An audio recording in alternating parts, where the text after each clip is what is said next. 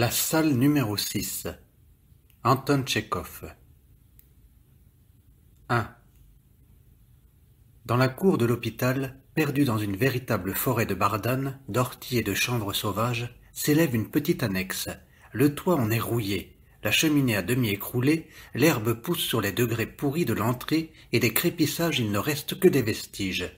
La façade principale regarde l'hôpital, celle de derrière est tournée vers les champs, dont la sépare grise et garnie de clous, la barrière de l'hôpital. Ces clous, aux pointes effilées, la barrière et l'annexe elle-même ont cet aspect spécial, triste et rébarbatif que l'on ne voit chez nous qu'aux hôpitaux et aux prisons. Si vous ne craignez pas de vous piquer aux orties, prenez le petit sentier qui conduit à l'annexe et nous jetterons un coup d'œil à l'intérieur. Voici ouverte la première porte. Entrons dans le vestibule. Le long des murs et près du poêle sont entassées de véritables montagnes de vieilles hardes d'hôpital. Des matelas, de vieilles capotes en lambeaux, des pantalons, des chemises à raies bleues, des chaussures usées et ne pouvant servir à qui que ce soit. Toute cette friperie amoncelée, chiffonnée, pêle-mêle, pourrie et exhale une odeur suffocante. Sur le tas de hardes est toujours couché la pipe aux dents, le gardien Nikita, vieux soldat en retraite, aux chevrons fanés. Il a la face dure d'un vieil ivrogne, des sourcils pendants qui lui donnent une expression de chien de la steppe, et le nez rouge. Il est de petite taille, d'aspect maigre et décharné, mais son maintien impose et ses poings sont robustes. Il appartient à cette catégorie d'hommes d'exécution, simples, positifs et bornés, qui aiment l'ordre par-dessus toute chose et sont convaincus qu'il faut cogner. Nikita cogne en pleine poitrine, au visage, au dos, où cela tombe, et assure que sans cela, rien ne marcherait à l'annexe. Un peu plus loin, vous entrez dans une vaste pièce qui, défalcation faite du vestibule, occupe à elle seule toute l'annexe. Les murs y sont recouverts d'un enduit bleu sale et le plafond est enfumé comme celui d'une isba sans cheminée. Il est manifeste que les poêles y fument l'hiver et que l'on n'y respire que vapeur de charbon. Des grilles de fer offusquent les fenêtres. Le plancher est gris et mal raboté. Il traîne une odeur de choux aigres, de mèches fumeuses, de punaises et d'ammoniac, et l'on croirait entrer dans une ménagerie. Sur des lits, vissés au plancher, des gens sont assis ou couchés, en capote bleue et en bonnet de nuit, à l'ancienne mode. Ce sont des fous. Ils sont 5 en tout, dont un seul noble. Les autres sont des petits bourgeois. Le premier, auprès de la porte, est grand et maigre avec de longues moustaches blondes et les yeux rougis par les larmes. Il est assis, la tête appuyée dans les mains, et regarde un point fixement. Sa maladie, sur le registre de l'hôpital, est dénommée hypocondrie, mais en réalité, il est atteint de paralysie générale. Jour et nuit, il est triste, branle la tête, soupire et sourit amèrement. Il ne prend jamais part aux conversations et ne répond pas d'ordinaire quand on le questionne. Il mange et boit machinalement quand on lui donne à manger et à boire. À en juger par sa toux continuelle et déchirante, et par la maigreur et l'incarnat de ses joues, il fait de la phtisie. Son voisin est un petit vieux alerte et remuant, avec une barbiche en pointe et des cheveux noirs et bouclés. Toute la journée il va d'une fenêtre à une autre ou reste assis sur son lit, les jambes croisées à la turque, fredonnant et sifflant sans interruption comme un bouvreuil, et riant doucement. Sa gaieté d'enfant et son tempérament actif se manifestent aussi la nuit quand il se lève pour prier Dieu, ou du moins pour se frapper la poitrine avec les poings et gratter les portes avec ses doigts. Il est juif et s'appelle Moïcheïka.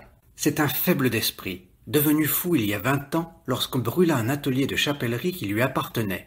De tous les habitants de la salle numéro 6, il a seul la permission de sortir dans la cour de l'hôpital et même dans la rue. Il jouit de ce privilège depuis longtemps, en sa qualité sans doute de vieil habitué de l'hôpital, et comme un être inoffensif qui amuse la ville où l'on est habitué depuis longtemps à le voir dans les rues, entouré de gamins et de chiens. Vêtu d'une mauvaise petite capote, avec un risible bonnet de nuit et des pantoufles, parfois nu-pieds, et même sans pantalon, il va s'arrêtant aux portes et aux boutiques, et demande un petit kopek. Ici, on lui donne du kvass, là du pain, ailleurs un kopek, en sorte qu'il rentre ordinairement à l'annexe rassasié et riche. Tout ce qu'il rapporte ainsi, Nikita le confisque pour son usage personnel. Le vieux soldat le dépouille, brutalement, avec colère, retournant ses poches et prenant Dieu à témoin qu'il ne laissera jamais plus sortir ce juif dans la rue, et que le désordre lui déplaît plus que tout au monde. Moïcheïka aime à rendre service. Il porte de l'eau à ses camarades, les couvre quand ils dorment, promet à chacun de lui rapporter de la rue un kopek et de lui coudre un chapeau neuf. Enfin, il fait manger son voisin de gauche, le paralytique général. Il agit ainsi non par compassion, ni par aucune raison d'humanité, mais par imitation et par soumission involontaire envers son voisin de droite, Gromov. Ivan Dmitritch Gromov est noble. Il est âgé de 33 ans. Il a été huissier et secrétaire de gouvernement. Il a la monomanie de la persécution. Il se tient couché sur son lit, ramassé sur lui-même en petits pains, ou va d'un angle à l'autre de la salle, comme pour faire de l'exercice. Il s'assied très rarement. Il est toujours en éveil, inquiet, comme tendu par quelque attente indéfinissable. Il suffit du moindre frôlement dans le vestibule ou d'un cri dans la rue pour qu'il dresse la tête et se mette à prêter l'oreille. Ne vient-on pas le surprendre? Ne le cherche-t-on pas? Et son visage exprime l'anxiété la plus grande et l'horreur. J'aime son visage large, à fortes pommettes, toujours pâle et malheureux, où se reflète, comme en un miroir, le combat d'une âme torturée et en perpétuelle frayeur. Ses grimaces sont étranges et maladives, mais ses traits fins, exprimant une souffrance réelle et profonde, sont ceux d'un homme intelligent et cultivé. Il y a dans ses yeux une lueur saine et chaude. Il me plaît par sa politesse, sa serviabilité et la délicatesse extrême de ses relations avec tout le monde, Nikita excepté. Si quelqu'un fait tomber un bouton ou une cuillère, il saute vite à bas de son lit et va les ramasser. Chaque matin, il dit bonjour à ses compagnons et en se couchant, il leur souhaite une bonne nuit. Outre la continuité de son état de tension et l'agitation de ses traits, sa folie s'accuse encore par le fait suivant. Parfois le soir, il se drape dans sa capote et, tremblant de tout le corps, claquant des dents, il se met à marcher vite entre les lits et d'un bout à l'autre de la salle. On dirait qu'il lui prend une forte fièvre. À la façon dont il s'arrête tout à coup et regarde ses compagnons, on croit qu'il veut leur dire quelque chose de très important. Mais, pensant sans doute qu'ils ne l'écouteront pas ou qu'ils ne comprendront pas, il redresse la tête avec impatience et recommence à marcher. Cependant, le besoin de parler surmonte toute autre considération. Il se donne carrière. Il parle avec flamme et passion. Son discours, désordonné, fiévreux, délirant, saccadé, est souvent incompréhensible. Mais on y devine, et dans les paroles et dans le ton, quelque chose d'extraordinairement bon. Quand il parle, on sent à la fois en lui un fou et un homme. Il serait difficile de transcrire tout ce qu'il dit. Ivan Dmitritch parle de la lâcheté humaine, de la violence qui opprime le droit, de la vie magnifique qui prévaudra enfin sur la terre, et des grilles des fenêtres qui lui rappellent à toute minute la stupidité et la cruauté des oppresseurs. C'est comme une rhapsodie incohérente de chansons vieilles, mais encore inachevées. 2. 12 à 15 années auparavant, vivait dans la principale rue de la ville, en sa propre demeure, un fonctionnaire aisé et posé, nommé Gromov. Il avait 2 fils, Serge et Ivan. Serge, dans sa 4e année d'études à l'université, fut pris soudain de phtisie galopante et mourut. Cette mort fut le commencement de toute une série de malheurs qui fondit sur la famille Gromov. Une semaine après l'enterrement de Serge, le père fut traduit en justice pour faux et détournement, et mourut en fort peu de temps d'une fièvre typhoïde à l'infirmerie de la prison. Sa maison et tous ses meubles furent vendus aux enchères. Ivan Dmitritch et sa mère demeurèrent sans ressources. Du vivant de son père, Ivan suivait des cours à l'université de Saint-Pétersbourg, recevait de 60 à 70 roubles par mois et n'avait aucune notion de la nécessité. Sa vie se trouva complètement changée. Il dut du matin au soir donner des leçons à bas prix, s'occuper d'écriture et malgré tout, il creva de faim, car il lui fallait envoyer à sa mère tout ce qu'il gagnait. Ivan Dmitritch n'y put tenir. Il perdit courage, languit et, abandonnant l'université, revint chez lui. Il obtint par protection, dans sa petite ville, une place d'instituteur à l'école du district. Mais il ne put s'entendre avec ses collègues, il déplut aux élèves et donna vite sa démission. Sa mère mourut. Il resta sans place pendant 6 mois, vivant de pain et d'eau. Ensuite, il devint huissier, et le resta jusqu'au jour où sa maladie le fit relever de sa charge. Jamais, même dans ses premières années d'université, il n'avait donné l'impression d'un être bien portant. Il était pâle, maigre, sujet au rhume, mangeait peu, dormait mal. Pour un petit verre d'alcool, sa tête tournait et il avait une crise de nerfs. Il aimait la société, et, cependant, à cause de son caractère irritable et méfiant, il ne devenait intime avec personne et n'avait point d'amis. Il ne parlait de ses concitoyens qu'avec mépris, disant que leur ignorance grossière, que leur vie somnolente et végétative lui semblait abominable et répugnante. Il parlait haut, d'une voix aiguë, toujours sincère, ne connaissant que le ton de l'indignation et de la révolte, ou celui de l'admiration et du transport. De quoi que vous lui parliez, il ramenait tout au même thème. En ville, il fait lourd vivre et ennuyeux. La société ne s'y intéresse pas aux choses élevées. Elle mène une vie morne et absurde, diversifiée par la seule violence, la débauche grossière et par l'hypocrisie. Les coquins sont repus et vêtus, aux honnêtes gens les miettes. Il faudrait une école, un journal local de tendance honnête, un théâtre, des cours publics. En un mot, un agrégat de forces intellectuelles pour que la société prît conscience et horreur d'elle-même. Dans ses jugements sur les gens, il n'employait que les couleurs extrêmes, le noir et le blanc, sans aucune nuance.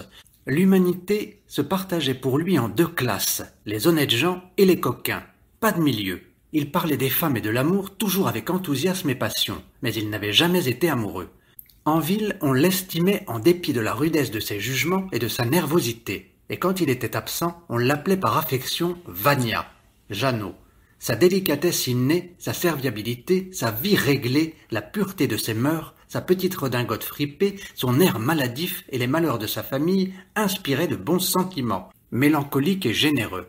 Enfin, comme il était instruit et avait beaucoup lu, il passait aux yeux de ses concitoyens pour tout savoir, et on le regardait comme une sorte d'encyclopédie vivante. Il lisait beaucoup. Souvent, au cercle, il passait son temps tiraillant sa barbe à feuilleter des journaux et des livres. On voyait à sa figure qu'il ne lisait pas, mais que littéralement il avalait, sans même mâcher. Il faut croire que la lecture était une de ses habitudes maladives, car il se jetait avec la même avidité sur tout ce qui lui tombait sous les yeux, même de vieux journaux ou de vieux calendriers.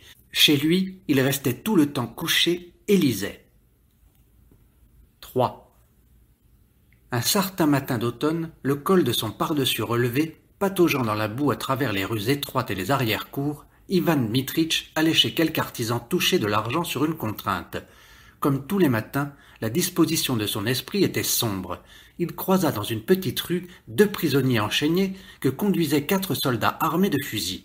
Il était souvent arrivé à Ivan Dmitritch de rencontrer des prisonniers, et ils éveillaient toujours en lui un sentiment de pitié et de gêne. Mais ce jour-là, cette rencontre lui fit une impression spéciale et étrange. Il s'avisa tout à coup qu'on pouvait lui aussi le charger de fer, et, de même que ses prisonniers, le conduire à travers la boue en prison. Comme il rentrait chez lui, il rencontra près de la poste le commissaire de police qui lui dit bonjour et fit avec lui quelques pas. Cela lui parut suspect. Tout le jour, les prisonniers et les soldats lui trottèrent dans l'esprit, et une inquiétude incompréhensible l'empêcha de lire et de se recueillir. Le soir, il n'osa pas allumer, et toute la nuit, il songea qu'on pouvait venir l'arrêter, lui mettre les menottes et le mener en prison.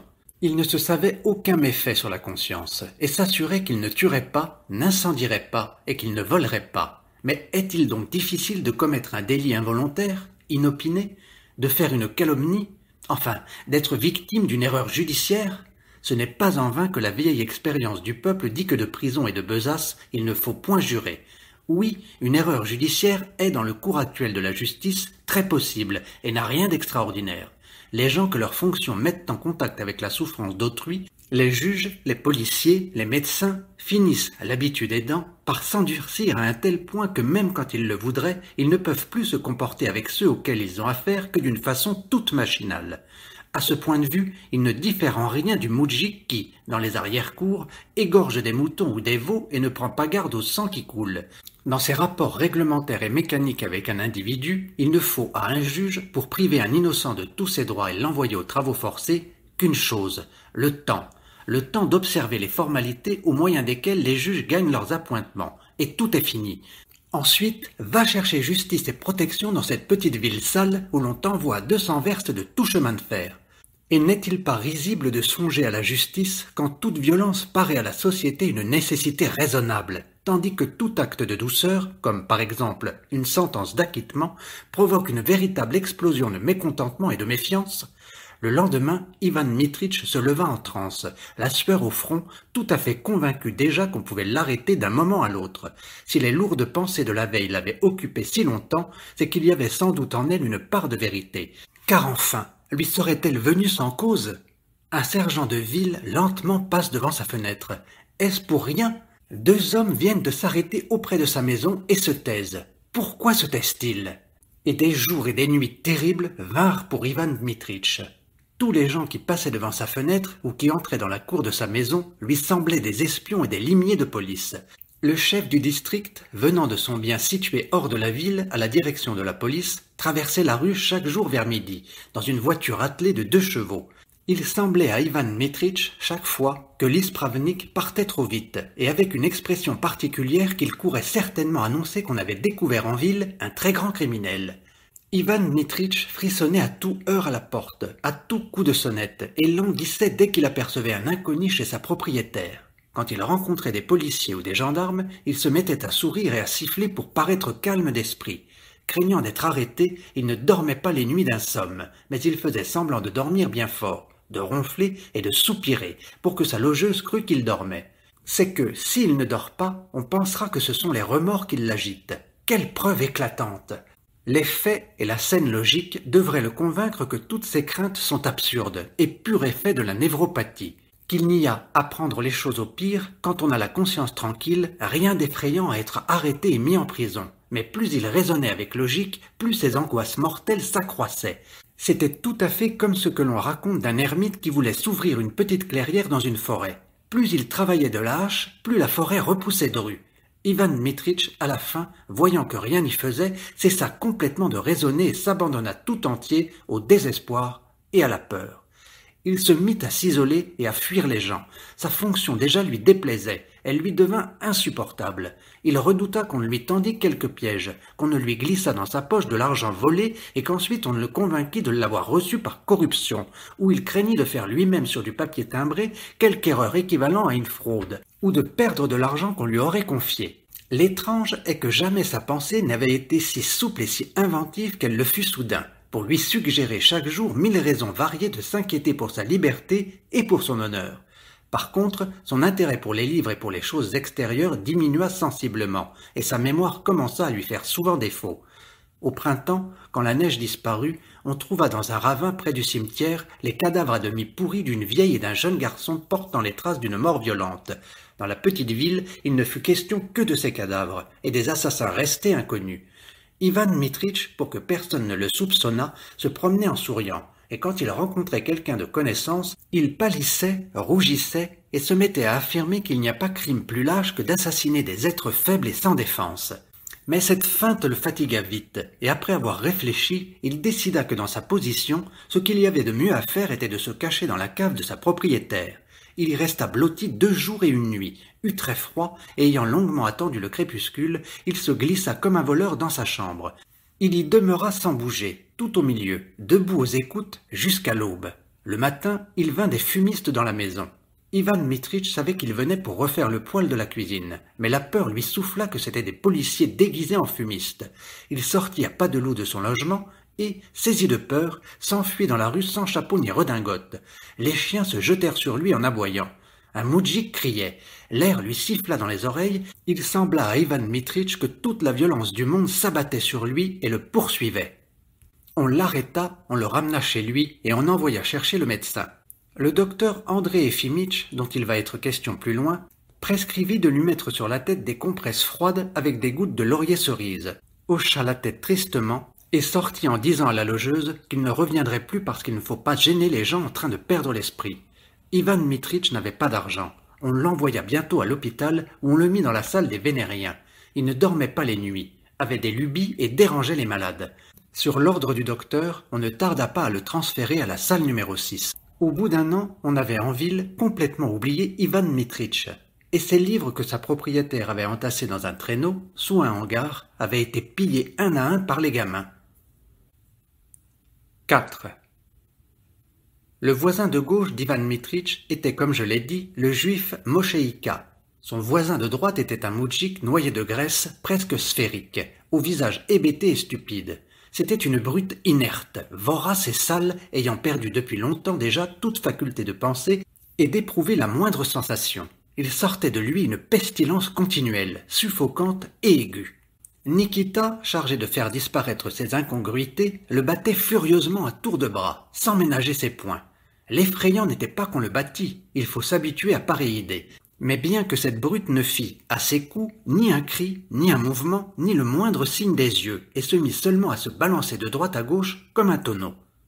Le 5e et dernier habitant de la salle 6 avait été employé comme trieur de lettres dans un bureau de poste. C'était un petit blond, maigrelet, à bonne figure un peu rusé. À en juger par ses yeux calmes et intelligents, qui regardaient joyeusement et clairement, c'était un malin qui possédait un secret fort agréable et important. Il avait sous son matelas et sous son oreiller quelque chose qu'il ne montrait à personne, non de crainte qu'on ne lui enlevât ou qu'on ne le lui volât, mais par modestie. Il allait parfois à la fenêtre et, tournant le dos à ses compagnons, il s'agrafait quelque chose sur la poitrine qu'il contemplait la tête courbée. Si, à ce moment-là, on s'approchait de lui, il se troublait et arrachait vite ce quelque chose de la poitrine. Il n'est pas difficile de deviner son secret. « Félicitez-moi, disait-il souvent à Ivan Dmitritch. Je suis décoré de l'ordre de Saint-Stanislas de 2e classe avec l'étoile. On ne donne la 2e classe avec l'étoile qu'aux étrangers. Mais on a voulu faire exception pour moi. Je ne sais pourquoi. » Et il souriait, levant les épaules avec perplexité. « J'avoue que je ne m'y attendais pas. » « Je n'y comprends rien non plus, déclarait Ivan Dmitritch sombrement. Et savez-vous ce que j'obtiendrai tôt ou tard, ajoutait l'ancien trieur de lettres, clignant des yeux. On me donnera sûrement l'étoile du Nord suédoise. C'est un ordre qui vaut la peine qu'on le demande. La croix est blanche et le ruban noir. C'est très joli. Il n'est probablement nulle part ailleurs une vie aussi monotone que celle qui se vit à l'annexe. Le matin, les malades, à l'exception du paralytique et du moudjik obèse, vont se laver dans le vestibule dans un grand baquet et s'essuient au basque de leur capote. Ensuite, ils boivent dans des gobelets d'étain du thé que Nikita va leur chercher dans le bâtiment principal.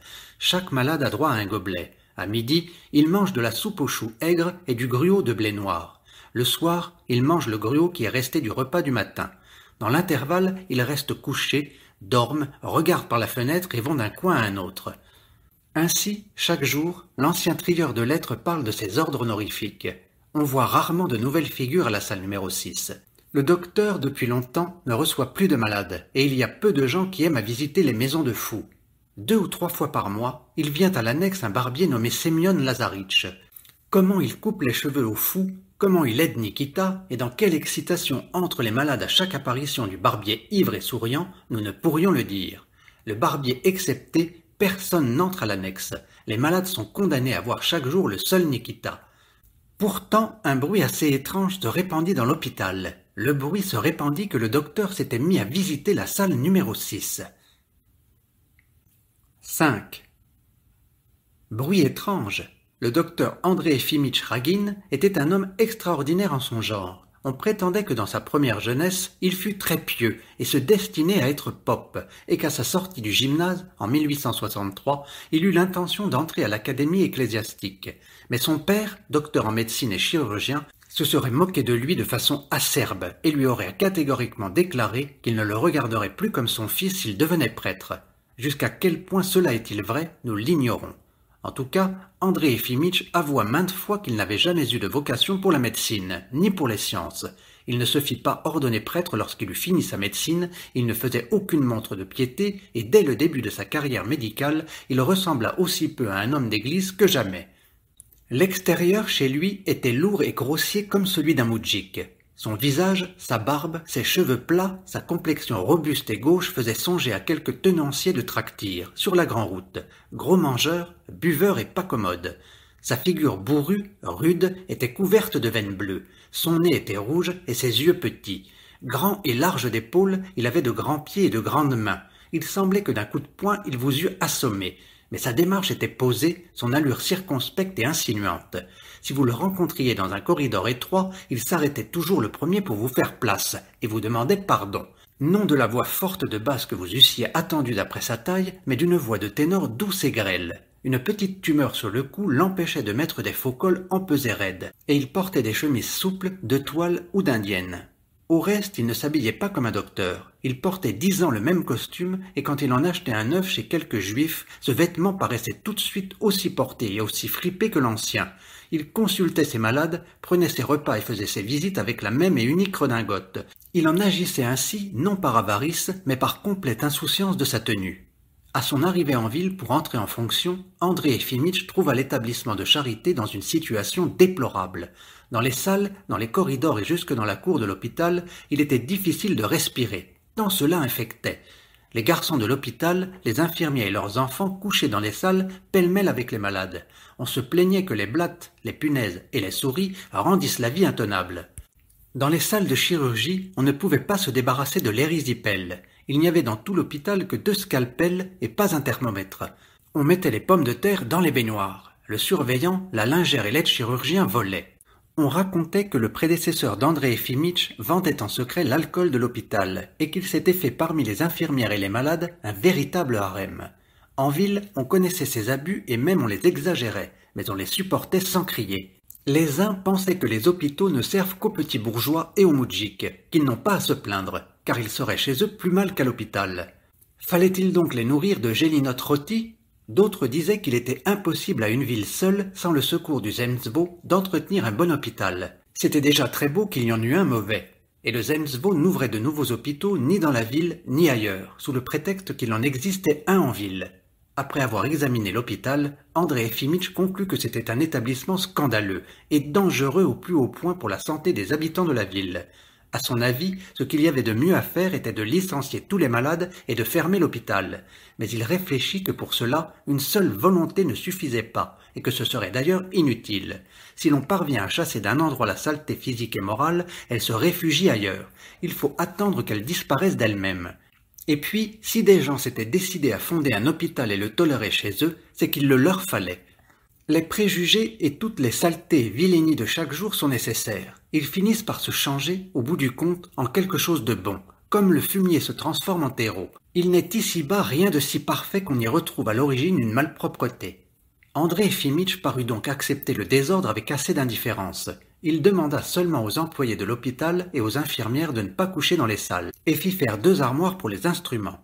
L'intendant, la lingère, l'aide-chirurgien et l'érysipèle demeurèrent en place. André Efimych aimait par-dessus tout l'intelligence et l'honnêteté, mais il n'avait pas assez de caractère et de confiance dans le droit pour instaurer autour de lui une vie intelligente et honnête. Ordonner, refuser, contraindre, il ne le savait positivement pas. On eût dit qu'il avait fait vœu de ne jamais élever la voix et de ne jamais employer le mode impératif. Il lui était difficile de dire « donne » ou « porte ». Quand il voulait manger, il disait à la cuisinière, tout sautant d'un air indécis « si l'on me donnait du thé ».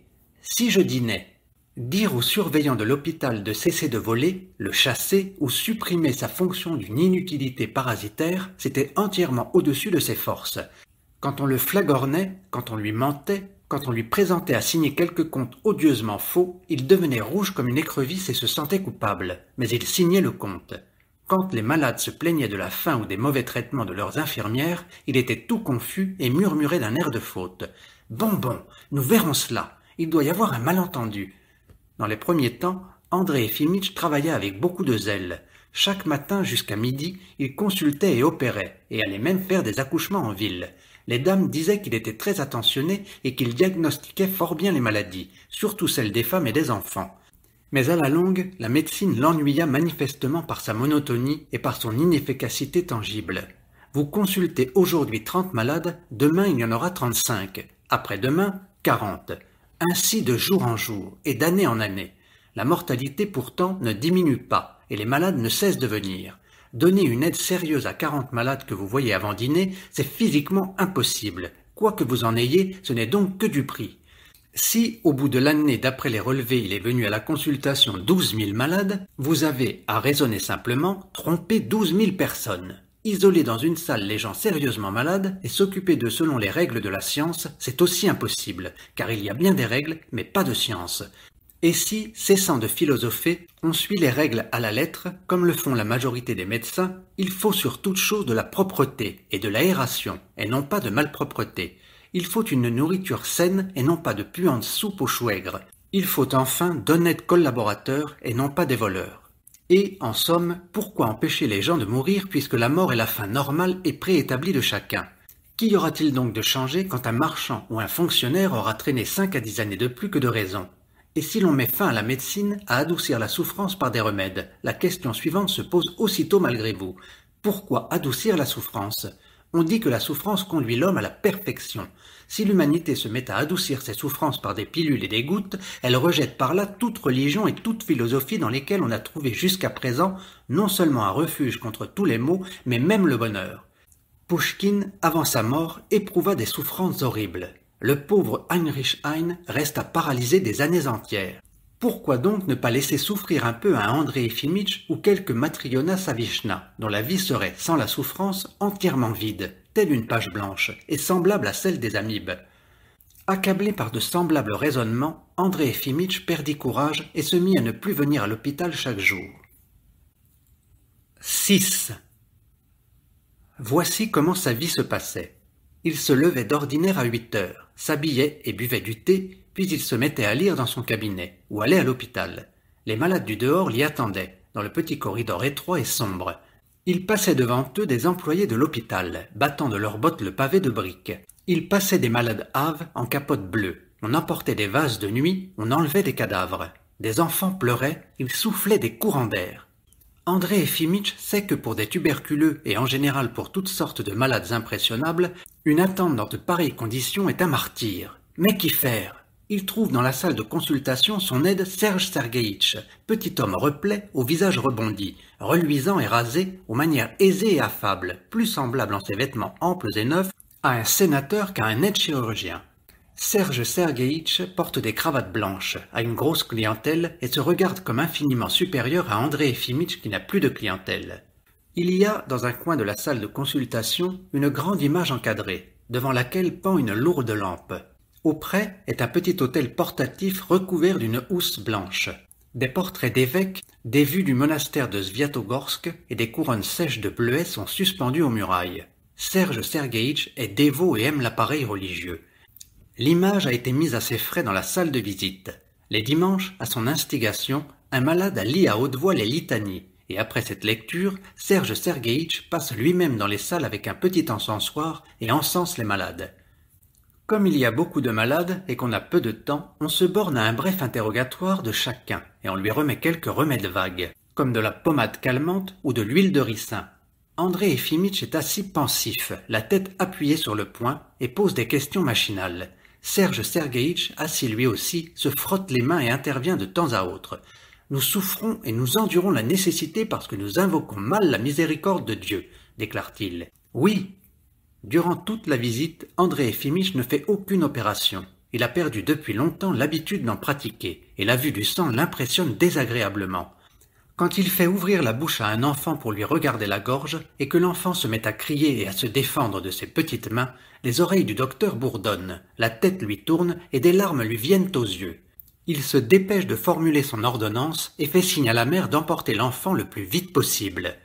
La timidité des malades, leur stupidité, la présence du pieux Serge Sergueïtch, les portraits sur les murs et jusqu'à ses propres questions qu'il répète depuis plus de 20 ans déjà ont vite fait de l'énerver. Il part quand il a consulté 5 ou 6 malades. Son aide finit la consultation. Songeant que grâce à Dieu, il n'a plus depuis longtemps de clientèle particulière et que personne ne viendra le déranger, André Efimitch rentre chez lui, s'assied immédiatement à sa table de travail et se met à lire. Il lit beaucoup et toujours avec une grande satisfaction. La moitié de son traitement passe à acheter des livres, et des 600 pièces de son logement, 3 sont encombrées de livres et de vieux journaux. Il aime surtout les livres d'histoire et de philosophie. En ce qui concerne la médecine, il n'est abonné qu'au médecin, Vrach, qu'il commence toujours à lire à rebours. Sa lecture se prolonge plusieurs heures sans interruption et ne le fatigue pas. Il lit avec moins de hâte et de fougue que ne le faisait jadis Ivan Dmitritch. Il lit au contraire lentement, avec pénétration, s'arrêtant aux endroits qui lui plaisent ou qu'il ne saisit pas. Il a auprès de lui, quand il lit, un carafon de vodka, un concombre salé ou des pommes fermentées, posés à nu, sans assiette, sur le tapis de la table. Chaque demi-heure, sans lever les yeux de dessus son livre, il se verse un petit verre de vodka et le boit. Puis, toujours sans regarder, il atteint en tâtonnant le concombre et en grignote un morceau. À 3 heures, il va avec circonspection à la porte de la cuisine, tout sotte, et dit « Dariushka, si l'on me faisait dîner !» Après son repas, assez mauvais et peu propre, André Efimitch marche dans sa chambre, les bras croisés et songe. Il sonne 4 heures, puis 5 heures. André Efimitch marche toujours et songe. De temps à autre, la porte de la cuisine grince, et le visage rouge et endormi de Dariushka apparaît. « André Efimitch, n'est-il pas temps de vous servir la bière ?» demande-t-elle l'air soucieux. « Non, pas encore, » répond André Efimitch. « J'attendrai encore. » Vers le soir, arrive habituellement le maître de poste Michel Averianitch, le seul homme de la ville dont la société ne déplaise pas à André Efimitch. Michel Averianitch fut autrefois un très riche propriétaire et servit dans la cavalerie, mais s'étant ruiné, il dut sur ses vieux jours entrer dans l'administration des postes. Il a l'air actif et bien portant. Il a d'amples favoris gris, de bonnes manières et une grosse voix agréable. Il est bon et sensible, mais emporté.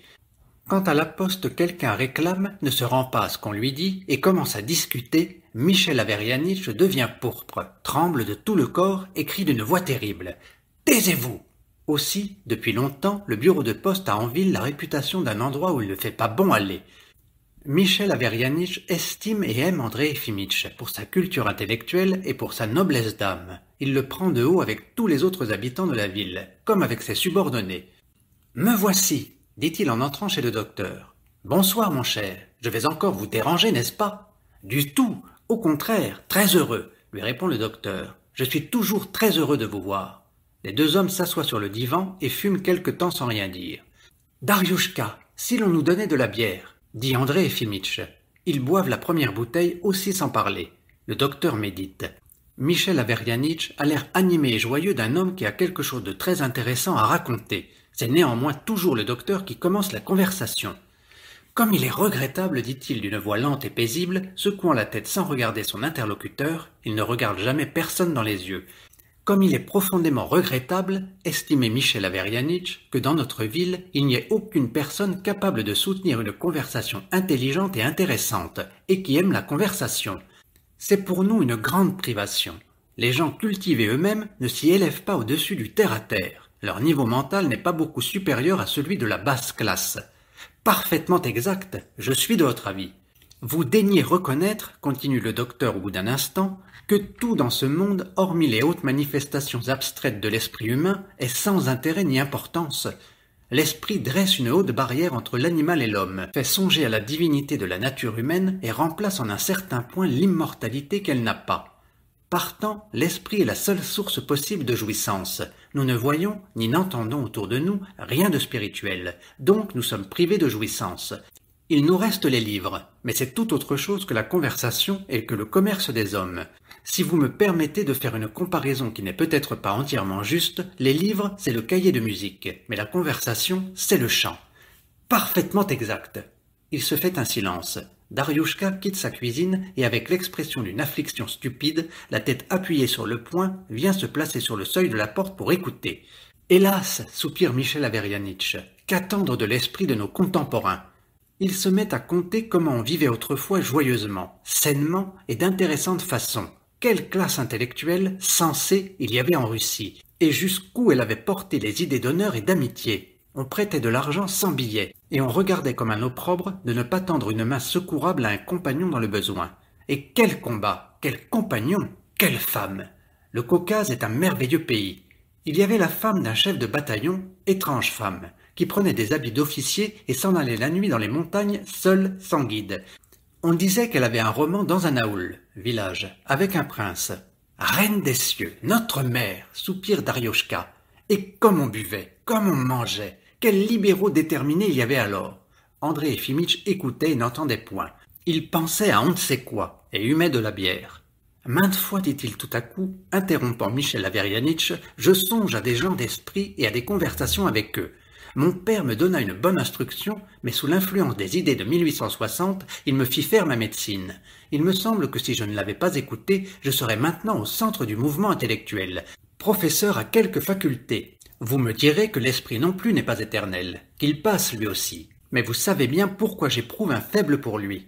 La vie est un piège ennuyeux. Quand l'homme pensant atteint son âge viril et entre dans sa conscience réfléchie, il se sent malgré lui comme dans un piège sans issue. Il est en effet, contre sa volonté, appelé par on ne sait quel hasard du non-être à la vie. Pourquoi? Il veut connaître la pensée et le but de son existence. On ne les lui dit pas. Ou on lui dit des insanités. Il frappe, on ne lui ouvre pas. Enfin vient la mort, aussi contre sa volonté. Et voilà, de même qu'en prison des gens liés par un malheur commun le sentent un peu moins quand ils sont ensemble, ainsi on s'aperçoit moins du piège de la vie, quand des gens portés à l'analyse et aux généralisations se trouvent réunis et passent le temps à échanger des idées libres et hardies. En ce sens, l'esprit est la jouissance incomparable. Parfaitement exact. Sans regarder son interlocuteur, avec dépose et doucement, André Efimitch continue à parler des gens d'esprit et de leur conversation. Michel Averyanitch l'écoute avec attention et acquiesce. « Parfaitement exact. Vous ne croyez pas à l'immortalité de l'âme » demande tout à coup le maître de poste. Non, estimable Michel Averyanitch, je n'y crois pas, et je n'ai aucune raison d'y croire. Il faut avouer que moi aussi je doute, et pourtant il est en moi comme un sentiment que je ne mourrai jamais. Allons, me dis-je, vieux barbon, il est temps de mourir. Et dans mon âme, une petite voix crie, n'en crois rien, tu ne mourras pas. Un peu après 9 heures, Michel Averyanitch quitte son ami. Mettant sa pelisse dans l'antichambre, il dit en soupirant, tout de même, dans quel sale trou nous a placé le destin? Le plus triste est qu'il faudra y finir nos jours. Hélas! 7. Ayant raccompagné son ami, André Efimych se rassit à sa table et recommence à lire. Aucun bruit ne trouble la paix du soir et le silence de la nuit. Il semble que le temps s'arrête et se fige, comme le docteur sur son livre, et qu'en dehors de ce livre et de la lampe à l'abat-jour vert, il n'existe plus rien. La face rustaute du docteur s'illumine peu à peu d'un sourire d'extase et d'attendrissement à l'idée du progrès de l'esprit humain. « Oh, pourquoi l'homme n'est-il pas immortel ?» songe-t-il. « À quoi bon les centres cérébraux et les circonvolutions ? À quoi bon la parole, la vue, la conscience, le génie, s'il est prescrit à tout cela de retourner à la terre et de se refroidir à la fin des fins avec l'écorce terrestre, et d'être ensuite emporté sans but et sans pensée avec la terre autour du soleil des millions et des millions d'années. Il n'était pas besoin d'évoquer l'homme du néant et de le guinder à sa raison si haute et presque divine, pour ensuite, par littérale dérision, le retourner à son argile. Les transformations de la matière. Quelle lâcheté de se consoler par ce succès d'années de l'immortalité! Les mouvements inconscients de la nature sont inférieurs même à la stupidité humaine, car il reste toujours dans cette stupidité quelque conscience et quelque volonté, et dans les mouvements de la nature, il n'y a rien. Et pourtant on dit à l'esprit « Calme-toi, ton être décomposé donnera la vie à d'autres organismes. » C'est lui dire « Tu deviendras inférieur à la stupidité même. » Seul un lâche, ayant en face de la mort plus de peur que de dignité, peut se consoler par cela que son corps revivra dans l'herbe, dans les pierres, dans les crapauds. Placer son immortalité dans l'évolution de la matière est aussi étrange que de prédire un brillant avenir à un écrin, quand le violon précieux qu'il contient sera brisé et hors d'usage. Quand des heures sonnent, André Efimych s'appuie au dos de son fauteuil et ferme les yeux pour réfléchir un peu. Et soudain, sous l'influence des belles pensées qu'il vient de lire, il jette un regard sur son passé et sur le présent. Et le présent lui semble pareil au passé. Il sait que tandis que ses pensées le portent au temps du refroidissement de la terre, tout près de lui, dans le grand bâtiment de l'hôpital, des gens croupissent dans la souffrance et dans la saleté. L'un d'eux peut-être ne dort pas, et se débat contre la vermine, un autre est infecté d'érysipèle, ou geint d'un bandage trop serré. Peut-être aussi les malades jouent-ils aux cartes avec les infirmières et boivent-ils de l'eau de vie. Dans le cours de l'année, 12 000 personnes ont été abusées. L'œuvre hospitalière tout entière repose, comme il y a 20 ans, sur la fraude, les commérages, les cancans, la camaraderie et sur le charlatanisme grossier. L'hôpital, comme jadis, offre l'image d'un établissement immoral et des plus malsains. Le docteur sait que sous les grilles, dans la salle numéro 6, Nikita rosse les malades et que Moïcheïka va mendier chaque jour en ville. Il sait parfaitement d'autre part que dans les 25 dernières années, il s'est produit dans la médecine un changement fantastique. Lorsqu'il était étudiant, il lui paraissait que la médecine aurait bientôt le sort de l'alchimie et de la métaphysique. Maintenant, au cours de ses lectures, la nuit, la médecine le transporte et éveille en lui de l'admiration et de l'enthousiasme. En effet, quel éclat soudain, quelle révolution! Grâce à l'antisepsie, on fait des opérations que le grand Pirogov n'osait même pas espérer possibles. Les médecins des plus ordinaires des Zemstvo entreprennent des résections de l'articulation du genou. Sur 100 laparotomies, il n'y a qu'un cas mortel. L'opération de la pierre est une telle bagatelle qu'on ne daigne même plus écrire sur ce sujet. La syphilis se guérit radicalement. Ah, la théorie de l'hérédité, l'hypnotisme, les découvertes de Pasteur et de Koch, l'hygiène avec statistiques et notre médecine russe de campagne. La psychiatrie et la classification actuelle des maladies, les méthodes de diagnostic et de thérapeutique, c'est, en comparaison de ce qui existait, un véritable Elbrouz. Maintenant, on ne douche plus les fous et on ne leur met plus la camisole de force. On les traite humainement et même, comme on l'écrit dans les journaux, on organise pour eux des bals et des spectacles. André Efimych sait que dans les façons actuelles de voir et de faire, une abomination comme la salle numéro 6 n'est tout au plus possible que dans quelques petites villes à 200 verstes de toute voie ferrée, où le maire et tous les conseillers municipaux sont de petits bourgeois à demi lettrés, voyant dans le médecin un augure qu'il faut écouter quand bien même il nous verserait dans la bouche du plomb fondu. En tout autre lieu, le public et la presse auraient depuis longtemps démoli une si affreuse Bastille. Bah, se dit André Éphémitch, rouvrant les yeux. Après tout, qu'est-il resté de tout cela? Ni l'antisepsie, ni Koch, ni Pasteur n'ont pu changer la nature des choses. La morbidité et la mortalité sont les mêmes. On donne des bals et des spectacles aux fous, mais on ne les met toujours pas en liberté. En somme, tout est vanité et absurdité. Entre mon hôpital et la meilleure clinique de Vienne, il n'y a au fond aucune différence. Malgré tout, l'affliction et une sorte d'envie l'empêchent de rester impassible. La fatigue y a peut-être sa part. Sa tête alourdie s'incline sur son livre, il soutient son visage de ses mains et pense. Je fais une besogne nuisible, et je reçois de l'argent des gens que je trompe. Je ne suis pas honnête. Mais voyons, par moi-même, que suis-je? Je ne suis qu'un facteur du mal social inévitable. Tous les fonctionnaires de district ne font que du mal et reçoivent de l'argent sans raison. Je ne suis donc pas personnellement coupable de ma malhonnêteté. C'est le temps. Si j'étais né 200 ans plus tard, j'aurais été autre. Lorsque sonnent 3 heures, André Éphémitch éteint sa lampe et va se coucher. Il n'a pas envie de dormir. 8. Il y a 2 ans, le Zemstvo se piqua de générosité et vota 300 roubles par an pour l'augmentation du personnel médical de l'hôpital. Un médecin de district, Eugène Fyodorovitch Kobotov, fut adjoint à André Éphémitch. C'était un très jeune homme, il n'avait pas encore 30 ans. Brun et de haute taille, avec de larges pommettes et de petits yeux, il devait avoir dans son ascendance du sang tatar ou finnois. Il arriva en ville avec un sous-vaillant, flanqué d'une petite valise et d'une jeune femme assez laide qu'il donnait pour sa cuisinière. La jeune femme nourrissait un enfant. Eugène Fyodorovitch portait une casquette à visière et de hautes bottes, et l'hiver une demi-pelisse de moudjik. Il lia amitié avec Serge Sergueïtch et avec l'économe. Il traita tous les autres fonctionnaires, on ne sait pourquoi, d'aristocrates, et se tint éloigné d'eux. Il n'avait chez lui qu'un seul livre, les nouvelles ordonnances de la clinique de Vienne pour l'année 1881. Il portait toujours ce livre avec lui quand il allait voir un malade. Le soir, au club, il jouait au billard. Il n'aimait pas les cartes. Il affectionnait lancer dans le discours des mots comme « canetille »,« truc au vinaigre »,« cesse d'accumuler des ombres », etc.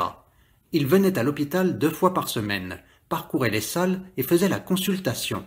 Le manque complet d'antisepsie et l'application de ventouses le révoltaient, mais il n'introduisait pas les nouvelles méthodes, craignant de froisser André Éphémitch. Il le considérait comme un vieux coquin, le croyait extrêmement riche et l'enviait en secret. Il aurait bien voulu sa place. 9. Un soir de la fin de mars, comme il n'y avait déjà plus de neige sur la terre et que les sansonnets chantaient dans le jardin de l'hôpital, André Éphémitch sortit pour accompagner son ami le maître de poste jusqu'à la grande porte de l'hôpital. Il y rencontra Moïcheka, qui rentrait. Le juif était sans chapeau, les pieds nus dans les caoutchoucs, et il portait un petit sac plein des aumônes qu'on lui avait faites. « Donne-moi un petit kopek » demanda-t-il au docteur, tremblant de froid et souriant.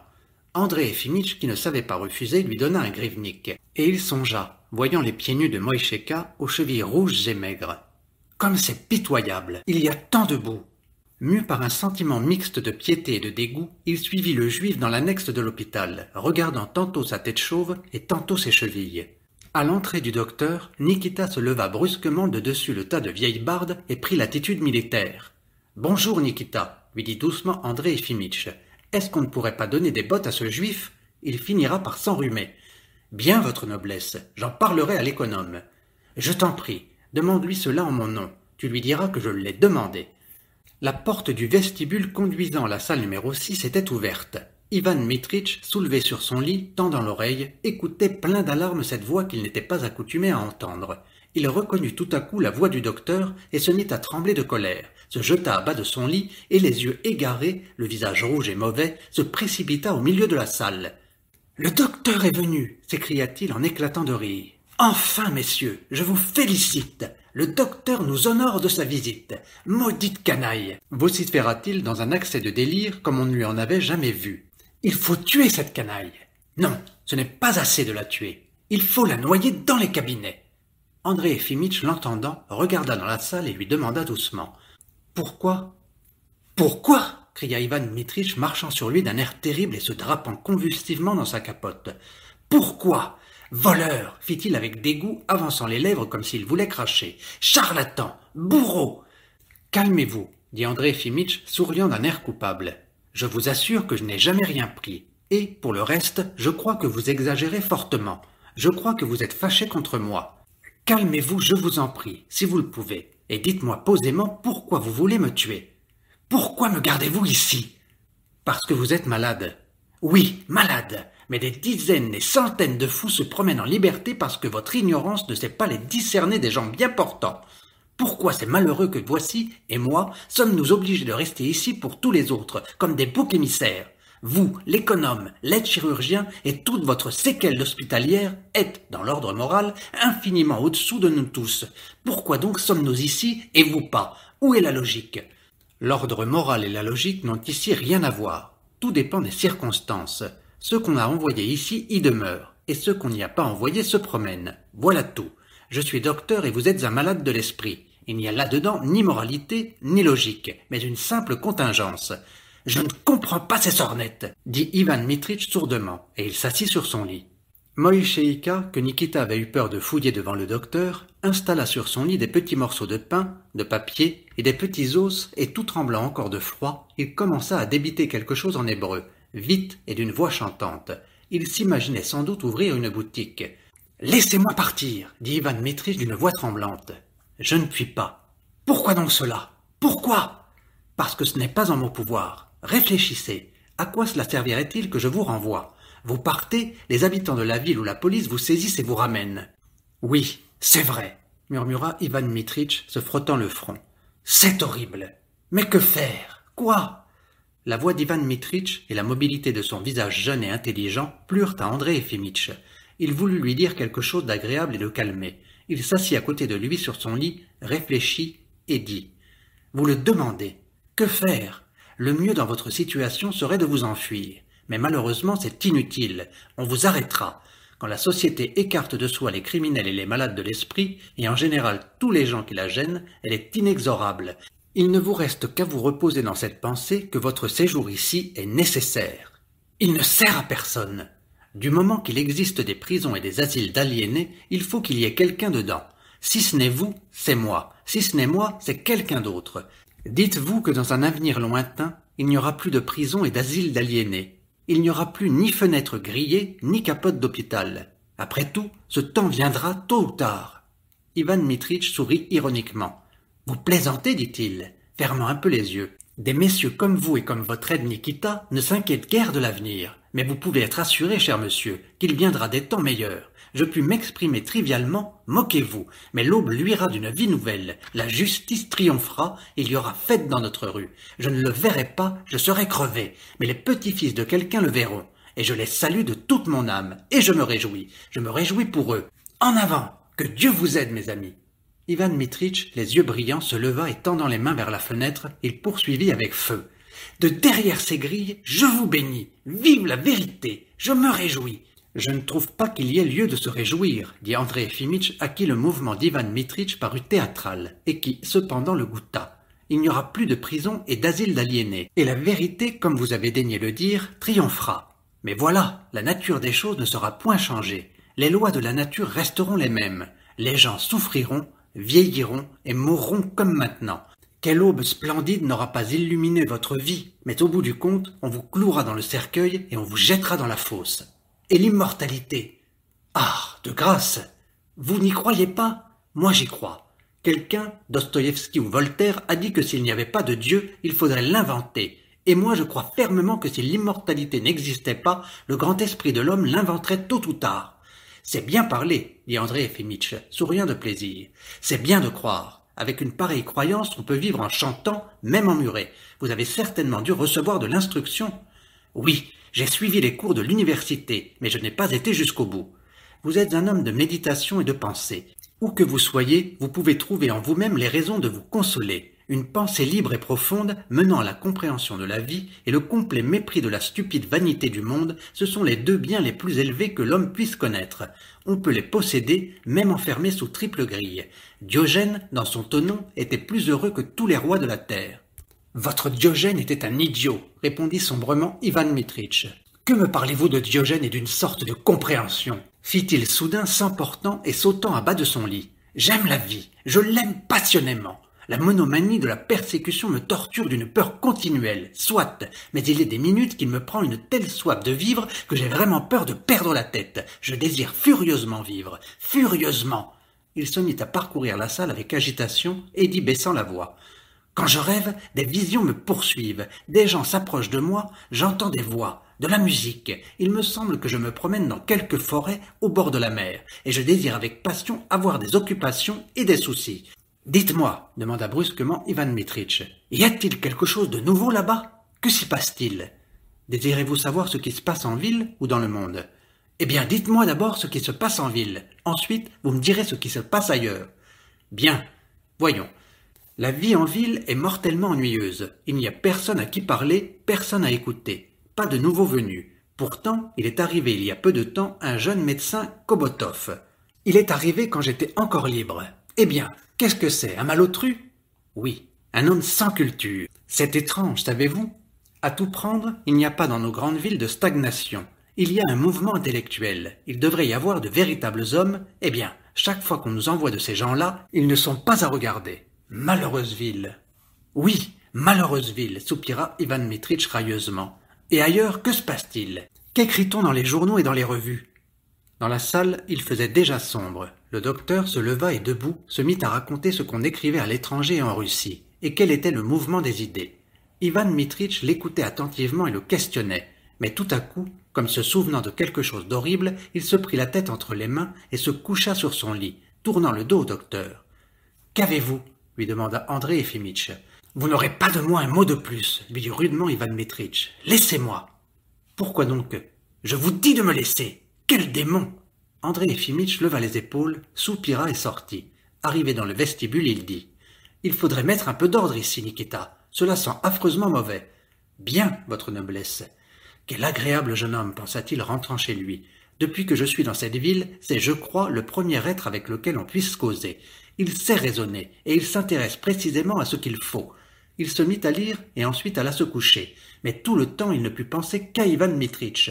Le matin, en se réveillant, il se souvint qu'il avait fait connaissance la veille avec un homme intéressant et spirituel, et il résolut de retourner le voir dès qu'il pourrait. 10. Ivan Dmitritch était couché dans la même position que la veille au soir, la tête dans les mains et les jambes repliées. On ne pouvait pas voir son visage. « Bonjour, mon ami, » lui dit André Efimitch. « Vous ne dormez pas ?»« D'abord, je ne suis pas votre ami, » dit dans son oreiller Ivan Dmitritch. « Puis, vous perdez votre temps, je ne vous dirai pas un mot. »« Étrange, » balbutia André Efimitch, troublé. « Hier soir, nous causions tranquillement, et tout à coup, je ne sais pourquoi, vous vous êtes choqué et vous vous êtes arrêté net. J'aurais dit sans doute quelques paroles malheureuses, ou j'aurais exprimé quelque idée contraire à vos convictions. Oui, je vous croirais, fit Ivan Dmitritch, se soulevant et regardant le docteur avec une ironie inquiète. Ses yeux étaient tout rouges. Vous pouvez aller essayer vos espionnages ailleurs. Ici, rien à faire. Depuis hier soir, j'ai compris pourquoi vous veniez. Étrange fantaisie, murmura le docteur en riant. Alors vous vous figurez que je suis un espion? Oui, je me le figure. Espion ou docteur à l'examen de qui on m'a soumis, pour moi, c'est tout un. Ah, en vérité, excusez-moi, quel original vous faites. Le docteur s'assit sur un tabouret près du lit d'Ivan Dmitritch et secoua la tête d'un air blessé. Enfin, dit-il, admettons que vous disiez vrai. Admettons que je vous écoute traîtreusement pour vous livrer à la police. On vous arrête, puis on vous juge. Serez-vous pendant la prévention et en prison plus mal qu'ici? Et si on vous déporte, ou même si on vous envoie aux travaux forcés, y souffrirez-vous plus que confiné dans cette annexe? Je ne le crois pas. Alors, qu'avez-vous à craindre? Ces mots manifestement agirent sur Ivan Dmitritch. Il s'assit, calmé. Il était 5 heures, l'heure à laquelle, habituellement, André Efimitch faisait les 100 pas dans son appartement, et l'heure à laquelle Dariushka lui demandait s'il voulait prendre de la bière. Le temps dehors était doux et limpide. Après dîner, je suis allé me promener, et comme vous le voyez, je suis entré en passant, dit le docteur. C'est tout à fait le printemps. Quel mois avons-nous? Demanda Ivan Dmitritch. Mars? Oui, la fin de mars. Il y a de la boue? Très peu. Il y a déjà des petits sentiers propres dans le jardin. Il ferait bon aller se promener en voiture hors de la ville, soupira Ivan Dmitritch, frottant ses yeux comme s'il se réveillait, et ensuite rentrer chez soi, dans un cabinet de travail bien chaud et confortable, et se faire soigner du mal de tête par un médecin compétent. Il y a longtemps que je n'ai pas vécu en être humain.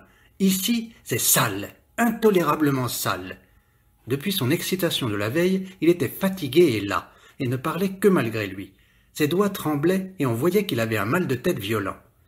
Entre un cabinet de travail tiède et confortable et cette salle, il n'y a aucune différence, dit André Efimitch. Le bonheur de l'homme et son repos ne sont pas hors de lui, mais en lui-même. Comment l'entendez-vous? L'homme vulgaire attend de quelque objet, d'une calèche ou d'une chambre agréable, le bien ou le mal. L'homme qui pense l'attend de lui seul. Allez prêcher cette philosophie en Grèce, où il fait chaud et où fleurissent des orangers, mais ici elle est hors de saison. Avec qui donc parlais-je de Diogène? N'est-ce pas avec vous? Oui, avec moi hier soir.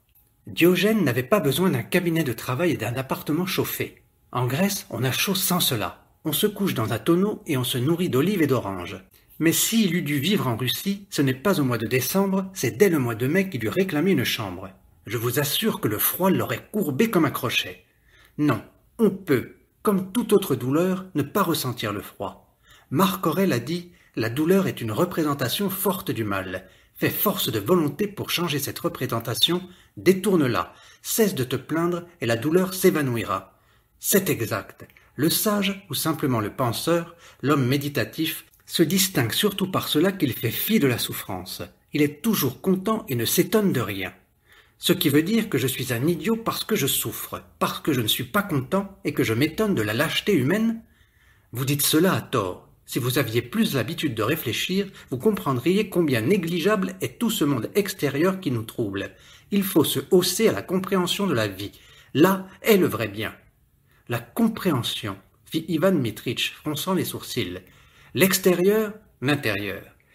Pardonnez-moi, je ne comprends pas. Je sais seulement, dit-il, en se levant et en regardant le docteur avec courroux, que Dieu m'a fait de sang chaud et de nerfs, parfaitement. Le tissu cellulaire, s'il est vivant, doit réagir à toute excitation. Je réagis. Le mal me fait crier et pleurer. La lâcheté m'indigne. La saleté me dégoûte. C'est là proprement ce que j'appelle vivre.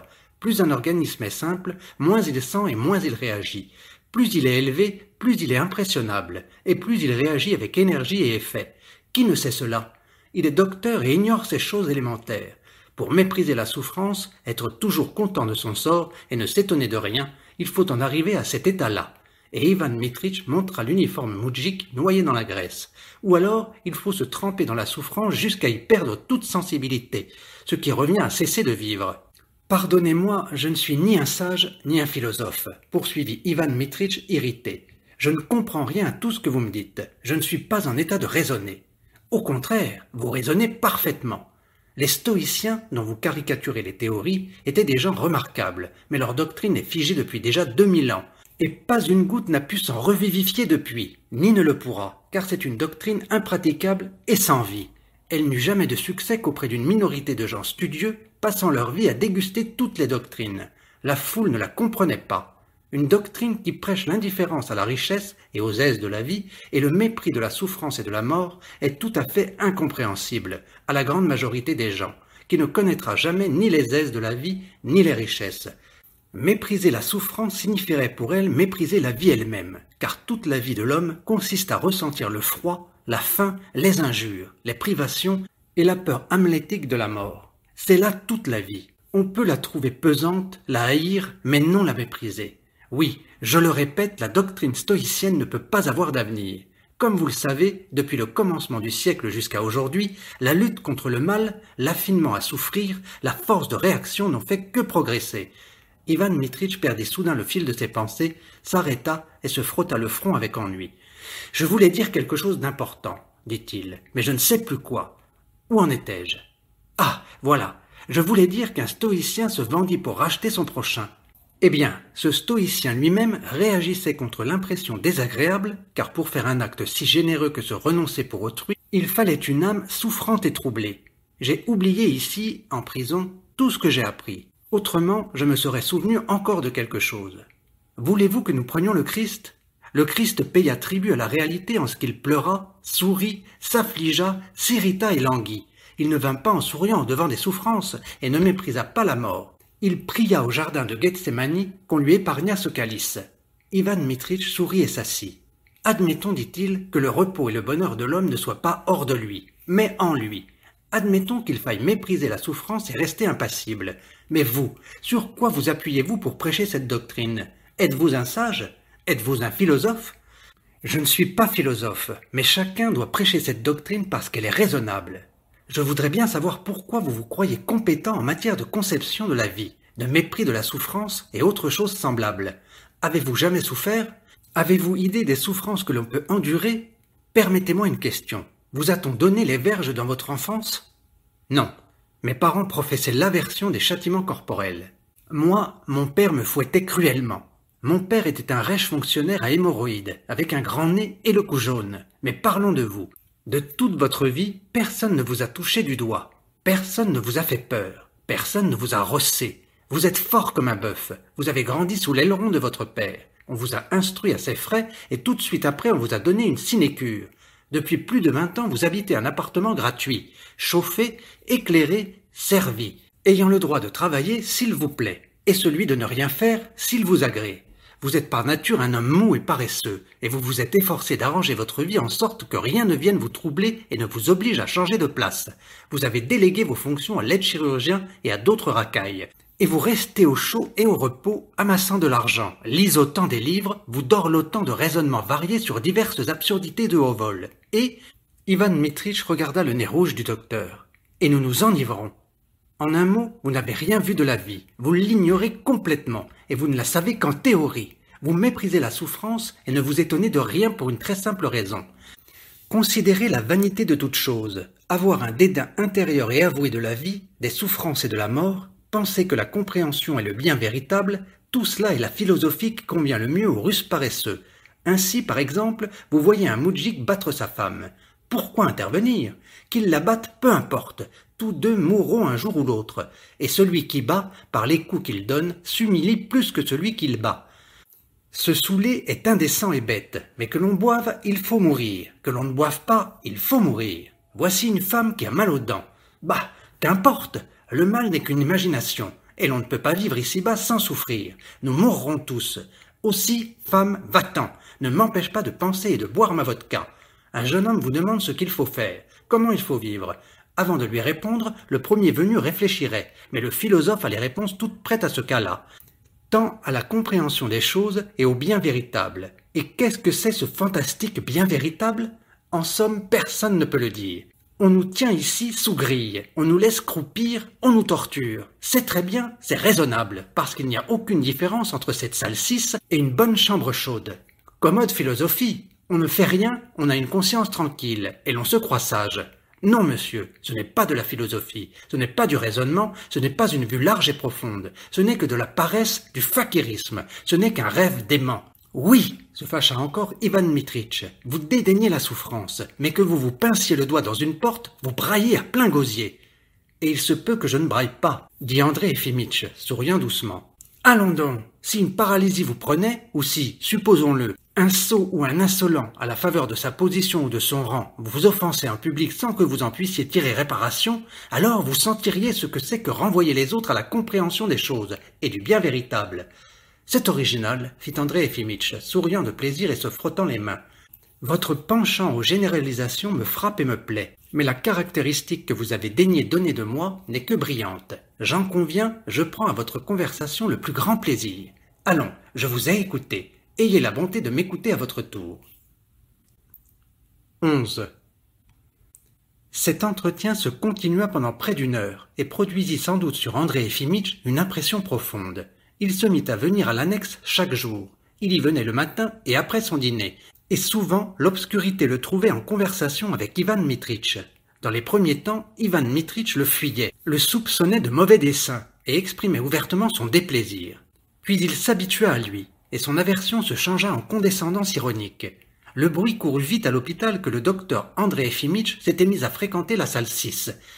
Personne, ni Nikita, ni l'aide-chirurgien, ni les infirmières ne put comprendre ce qu'il y venait faire, et pourquoi il y demeurait des heures entières, ni de quoi il pouvait parler, et pourquoi enfin il n'écrivait pas d'ordonnance. Ses allures parurent singulières. Souvent, Michel Averyanitch ne rencontrait plus le docteur chez lui, ce qui autrefois n'arrivait jamais. Et Dariushka était tout effaré de voir son maître boire de la bière en dehors des heures accoutumées, et arriver en retard pour dîner. Un jour, au commencement de juin, le docteur Kobotov vint pour affaire chez André Efimitch, et ne l'ayant pas trouvé chez lui, il alla dans la cour pour le chercher. On lui dit que le vieux docteur était à l'annexe. Kobotov y entra et, arrêté dans le vestibule, il entendit la conversation suivante.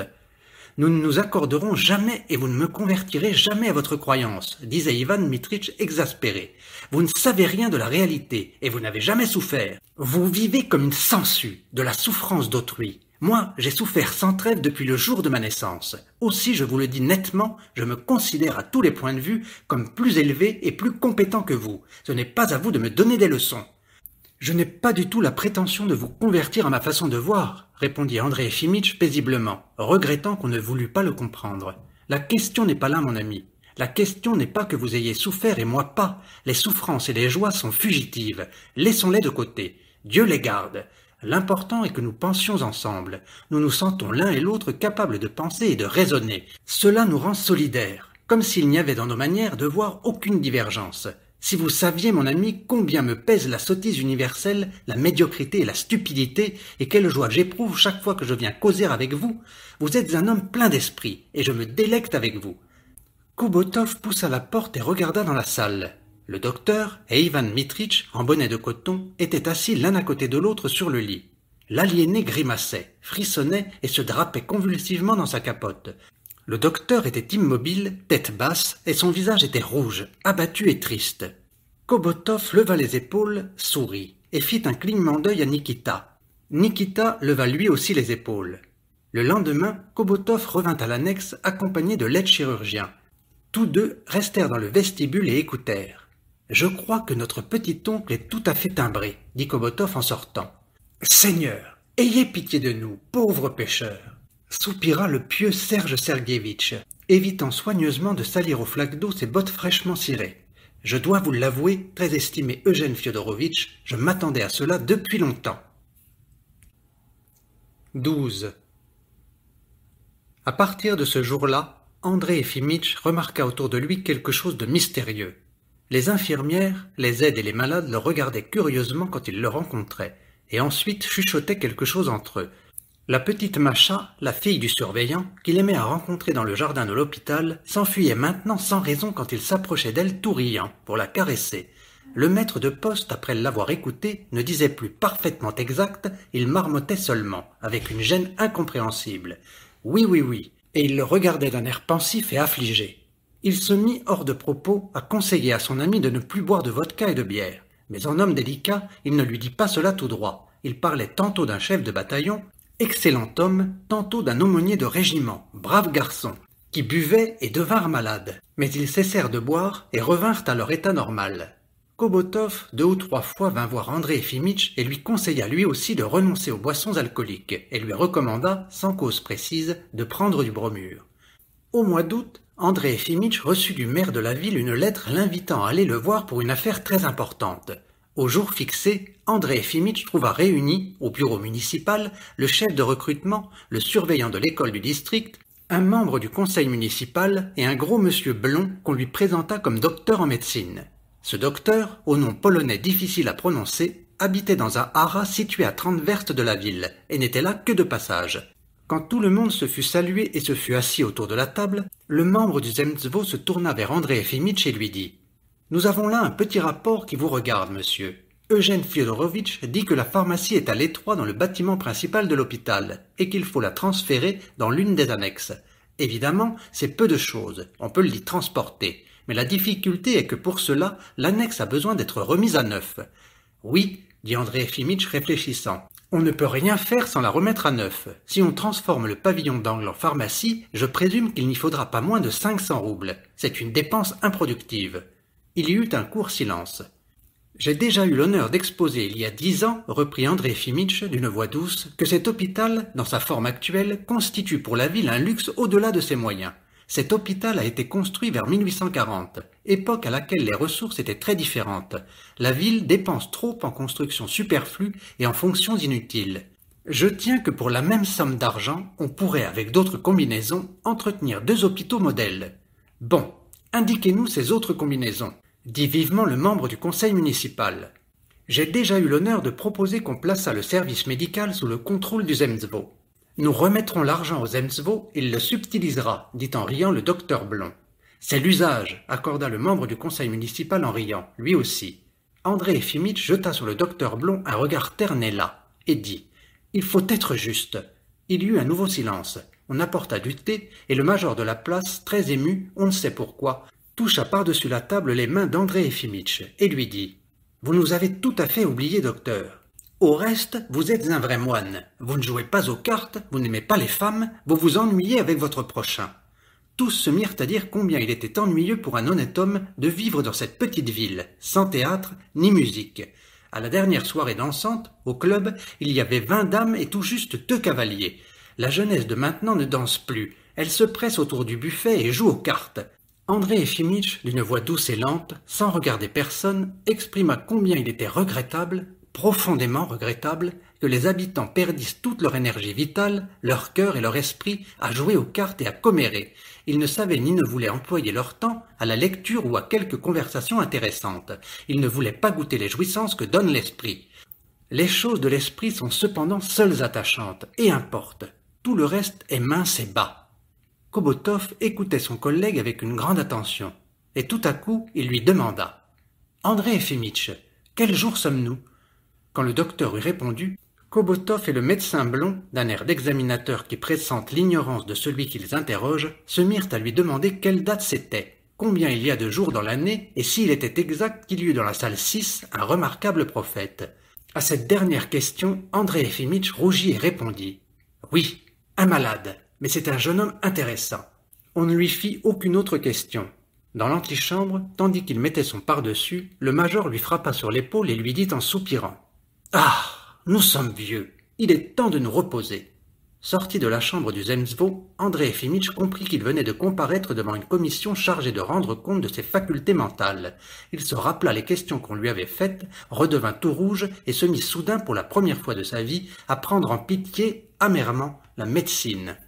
Mon Dieu, songea-t-il, eux qui ont étudié si récemment la psychiatrie, qui ont passé des examens, d'où leur vient une ignorance si grossière? Ils n'ont pas la moindre idée de la psychiatrie. Et pour la première fois de sa vie, il se sentit offensé et en colère. Le soir de ce même jour, Michel Averyanitch vint le voir, sans lui dire bonjour, et lui prit les 2 mains et lui dit d'une voix émue « Mon ami, mon cher ami, donnez-moi la preuve que vous croyez à mon sincère attachement et que vous me regardez comme votre ami. » « Mon ami, reprit-il, se troublant de plus en plus et empêchant André Efimitch de parler, je vous aime pour votre instruction et pour la noblesse de votre âme. Écoutez-moi, mon cher. Les préceptes de la science forcent les médecins à vous cacher la vérité. Mais moi, avec une franchise toute militaire, je dirai la vérité toute nue. Vous êtes malade. Excusez-moi, mon cher, mais c'est la vérité. Tous ceux qui vous entourent l'ont remarqué depuis longtemps. Le docteur Eugène Fiodorovitch me disait à l'instant qu'il vous est nécessaire pour votre santé de vous reposer et de vous distraire. C'est parfaitement exact. Bon, ces jours-ci, je prends un congé et je vais changer d'air. Prouvez-moi que vous êtes mon ami, partons ensemble. Partons et secouons notre vieillesse. Je me sens très bien portant, dit André Efimitch rêveur. Je ne puis partir. Vous me permettrez de vous prouver mon amitié à un autre moment. Partir sans savoir où, ni pourquoi, laisser ses livres, sa bière, Dariouchka, changer brusquement l'ordre de sa vie établi depuis plus de 20 ans, ses idées lui semblèrent au premier abord fantastiques et atroces. Mais il se rappela la séance qui avait eu lieu à la chambre du Zemstvo et retrouva l'impression amère de tristesse qu'il avait éprouvée en rentrant chez lui. La pensée de s'éloigner quelque temps d'une ville où des gens stupides le prenaient pour un fou lui sourit. « Et dites-moi, où avez-vous l'intention d'aller » demanda-t-il. « À Moscou, à Pétersbourg, à Varsovie. J'ai passé à Varsovie 5 des plus heureuses années de ma vie. Quelle ville étonnante! Allons-y, mon cher. »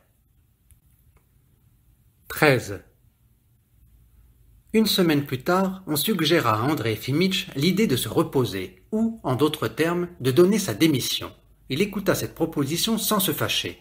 Et, au bout d'une autre semaine, Michel Averyanitch et lui étaient assis dans un tarantass de poste et roulaient vers la plus proche station de chemin de fer.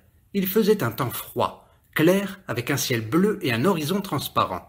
Les voyageurs firent en 2 jours les 200 verstes qui les séparaient de la station, et couchèrent 2 fois en route.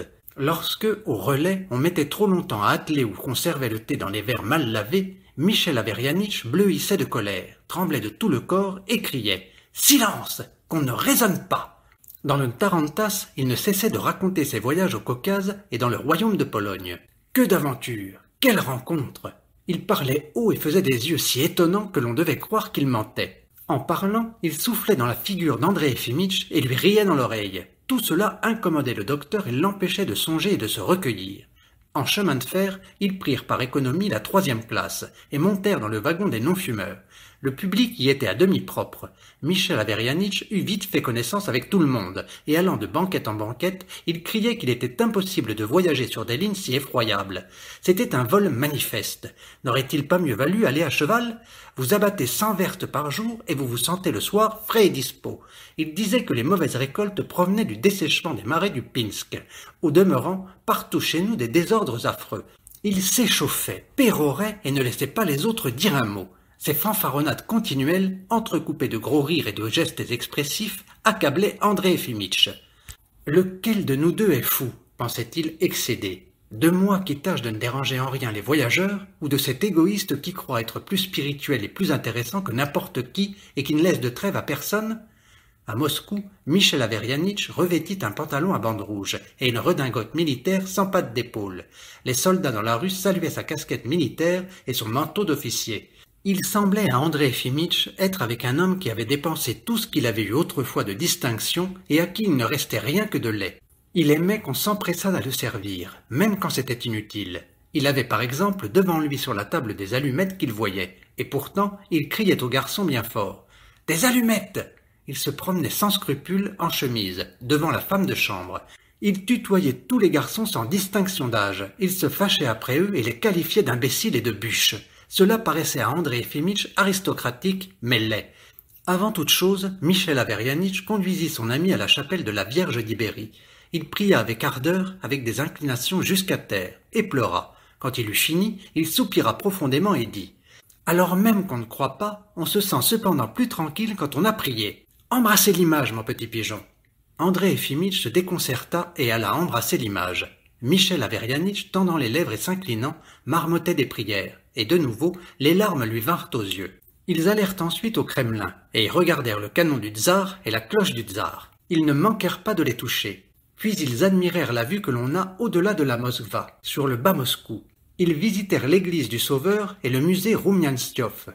Ils dînèrent chez Tiestov. Michel Averyanitch compulsa longuement le menu en se lissant les favoris. Et il dit du ton d'un gourmet habitué à se trouver au restaurant comme chez lui « Voyons ce que vous nous donnerez à manger aujourd'hui, mon ange. » 14. Le docteur se promenait, regardait, mangeait, buvait et n'éprouvait qu'un seul sentiment, l'ennui de se trouver avec Michel Averyanitch. Il voulait se reposer de son ami, le quitter et se cacher. Mais Michel Averyanitch considérait comme son devoir de ne pas le quitter d'une semelle et de lui procurer le plus de distractions possible. Quand il n'y avait rien à voir, il le distrayait par ses discours. André Efimitch souffrit 2 jours sans rien dire, mais le matin du 3e jour, il déclara qu'il était malade et qu'il ne voulait pas sortir de la journée. Michel Averyanitch répondit que dans ce cas, il ne sortirait pas non plus. Il fallait d'ailleurs se reposer ou leurs jambes n'y suffiraient plus. André Efimitch s'étendit sur un canapé, la tête tournée vers le dossier. Et, les dents serrées, il entendait son ami lui assurer avec ferveur que tôt ou tard, la France vaincrait l'Allemagne infailliblement. Qu'il y a à Moscou beaucoup de filous et qu'il ne faut pas juger de la qualité des chevaux sur l'apparence. Le docteur commençait à avoir des bourdonnements dans la tête et des battements de cœur, mais par délicatesse, il n'osait pas prier son ami de s'en aller ou de se taire. Heureusement pour lui, Michel Averyanitch se lassa de rester enfermé dans une chambre d'hôtel, et après le repas, il s'en fut se promener. Resté seul, André Efimitch éprouva une sensation de soulagement délicieuse. Comme il est agréable de rester couché sur un divan et de pouvoir se dire qu'on est seul dans sa chambre. Hors de la solitude, le bonheur est impossible. Le docteur pensa que l'ange déchu avait trahi Dieu par désir de la solitude, qui n'est pas donnée aux anges. André Efimitch voulut songer à ce qu'il avait vu et entendu les jours précédents, mais il pensait toujours à Michel Averyanitch. Ainsi donc, se disait le docteur avec ennui, il a pris un congé et est venu avec moi par amitié, par générosité. Rien n'est plus insupportable que cette tutelle amicale. Il peut être bon, généreux, bout en train, mais il m'ennuie.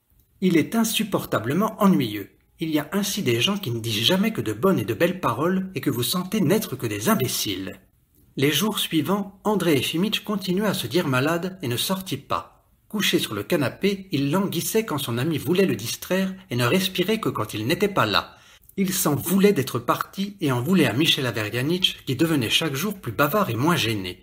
Il n'arrivait plus à monter ses pensées à un diapason élevé et sérieux. Voilà que me pénètre cette réalité dont parlait Ivan Dimitritch, songeait-il, fâché de l'inapplication de son esprit. Au reste, ces tracasseries, je rentrerai chez moi et tout redeviendra comme avant. À Pétersbourg, ce fut pareil. Des jours entiers, il ne sortit pas de sa chambre, ne se levant de son divan que pour boire de la bière. Michel Averyanitch le pressait sans cesse de partir pour Varsovie. « Mon cher ami, lui demandait André Efimitch d'une voix suppliante, « pourquoi irais-je là-bas? Allez-y seul et laissez-moi rentrer chez moi, je vous en prie. » Sous aucun prétexte, protestait Michel Averyanitch. Varsovie est une ville étonnante. J'y ai passé 5 des plus heureuses années de ma vie. André Efimitch n'eut pas la force de s'en tenir à son idée. Il partit à contre-cœur pour Varsovie. Là non plus, il ne sortit pas de sa chambre, toujours couché sur un divan et ne décolérant plus contre lui-même, contre Michel Averyanitch et contre les garçons qui s'obstinaient à ne pas comprendre le russe. Michel Averyanitch, bien portant, vif et gai à son ordinaire, courait la ville du matin au soir à la recherche de ses anciennes connaissances. Il découcha plusieurs fois, et après une nuit passée on ne sait où, il rentra un matin à l'aube dans un état de violente excitation, tout rouge, les cheveux en désordre, et il fit longtemps les 100 pas de long en large, marmottant tout seul. Enfin, il s'arrêta et dit « L'honneur avant tout !» Il marcha encore quelques pas, se prit la tête entre les mains et prononça d'une voix tragique « Oui, l'honneur avant tout. Maudite soit la minute où me passa dans l'esprit l'idée de venir dans cette Babylone. Mon cher, dit-il, se tournant vers le docteur, méprisez-moi. J'ai joué. Il faut que vous me prêtiez 500 roubles. André Efimitch compta 500 roubles et les tendit sans mot dire à son ami. Michel Averyanitch, encore tout rouge de honte et de colère, proféra un grand serment inutile, prit sa casquette et sortit. Il rentra 2 heures après, tomba dans un fauteuil, fit un grand soupir et dit « L'honneur est sauvé. Partons, mon ami. Je ne veux pas rester une minute de plus dans cette ville maudite. Les filous, espions d'Autriche. » Quand les 2 amis rentrèrent dans leur ville, c'était déjà le mois de novembre et une épaisse couche de neige couvrait les rues. Kobotov occupait la place d'André Efimitch. Il habitait encore son ancien logement, attendant le retour du docteur pour entrer en possession du sien à l'hôpital. Déjà la femme laide, qu'il appelait sa cuisinière, était établie dans une des annexes. En ville couraient de nouveaux cancans. On disait que la femme laide s'était fâchée avec l'économe de l'hôpital et qu'il s'était traîné à ses genoux, lui demandant pardon. André Efimitch, dès le jour de son retour, dut se mettre en quête d'une habitation. « Mon ami, lui demanda timidement le maître de poste, excusez mon indiscrétion. De quelles ressources disposez-vous » André Efimitch compta en silence l'argent qu'il avait sur lui, et dit « 86 roubles. » « Ce n'est pas ce que je veux dire, repartit Michel Averyanitch d'un air effaré. Je vous demande quelles sont vos ressources totales. Mais, je vous le dis, 86 roubles. Je n'ai rien de plus. Michel Averyanitch tenait le docteur pour un homme noble et honnête, mais cependant, il lui croyait un capital d'au moins 20 000 roubles. Apprenant soudain qu'André Efimitch était pauvre, qu'il n'avait pas de quoi vivre, il se mit brusquement à pleurer et il embrassa son ami. 15. André Efimitch alla loger dans la petite maison à 3 fenêtres d'une femme d'artisan, Madame Bielova. La petite maison n'avait que 3 pièces et une cuisine. Le docteur occupa les 2 chambres qui avaient des fenêtres sur la rue, et Dariouchka, la logeuse, et ses 3 enfants vivaient dans la 3e pièce, et dans la cuisine. Parfois, l'amant de Madame Bielova, Moudjik ivrogne, venait encore coucher dans la maison. Il faisait du bruit et effrayait les enfants et Dariouchka. Il se mettait à demander de la vodka dès qu'il était assis, et comme dans la cuisine on était fort à l'étroit, le docteur par pitié prenait chez lui les enfants qui pleuraient et les laissait coucher sur le plancher. Cela lui faisait un grand plaisir. Il se levait comme autrefois à 8 heures, et, après avoir bu du thé, se mettait à lire ses vieux livres et ses vieux journaux, puisqu'il n'avait plus d'argent pour en acheter de neufs. Parce que ses livres étaient vieux, ou peut-être parce qu'il se trouvait dépaysé, la lecture ne l'absorbait plus beaucoup et le fatiguait. Pour ne pas demeurer oisif, il se mit à faire un catalogue détaillé de ses livres et à leur coller des étiquettes. Ce travail, mécanique et minutieux, lui semblait plus agréable que la lecture. Sa monotonie, incompréhensiblement, berçait sa pensée. Il ne songeait à rien et le temps coulait. Même s'asseoir dans la cuisine et aider Dariouchka à éplucher les pommes de terre ou à trier du gruau de sarrasin lui paraissait intéressant. Le samedi et le dimanche, il allait à l'église. Accoté à un mur, les yeux fermés, il écoutait les chants et pensait à son père, à sa mère, à l'université, aux religions. Ce lui était mélancolique et doux, et sortant de l'église, il regrettait que le service durât si peu. 2 fois, il alla à l'hôpital voir Ivan Mitritch et causer avec lui. Mais les 2 fois, Ivan Dmitrich fut extrêmement surexcité et mauvais. Il pria qu'on le laissât en paix, disant que depuis longtemps les vains bavardages l'ennuyaient, et qu'il ne demandait en compensation de ses souffrances qu'une chose aux hommes maudits et lâches, être enfermé dans une cellule. Était-il possible qu'on lui refusât même cela? Les 2 fois, lorsqu'André Efimitch le quitta en lui souhaitant le bonsoir, il gronda comme un chien et lui cria « Va-t'en au diable !» André Efimitch ne savait plus s'il irait le voir une 3e fois. Il en aurait eu envie.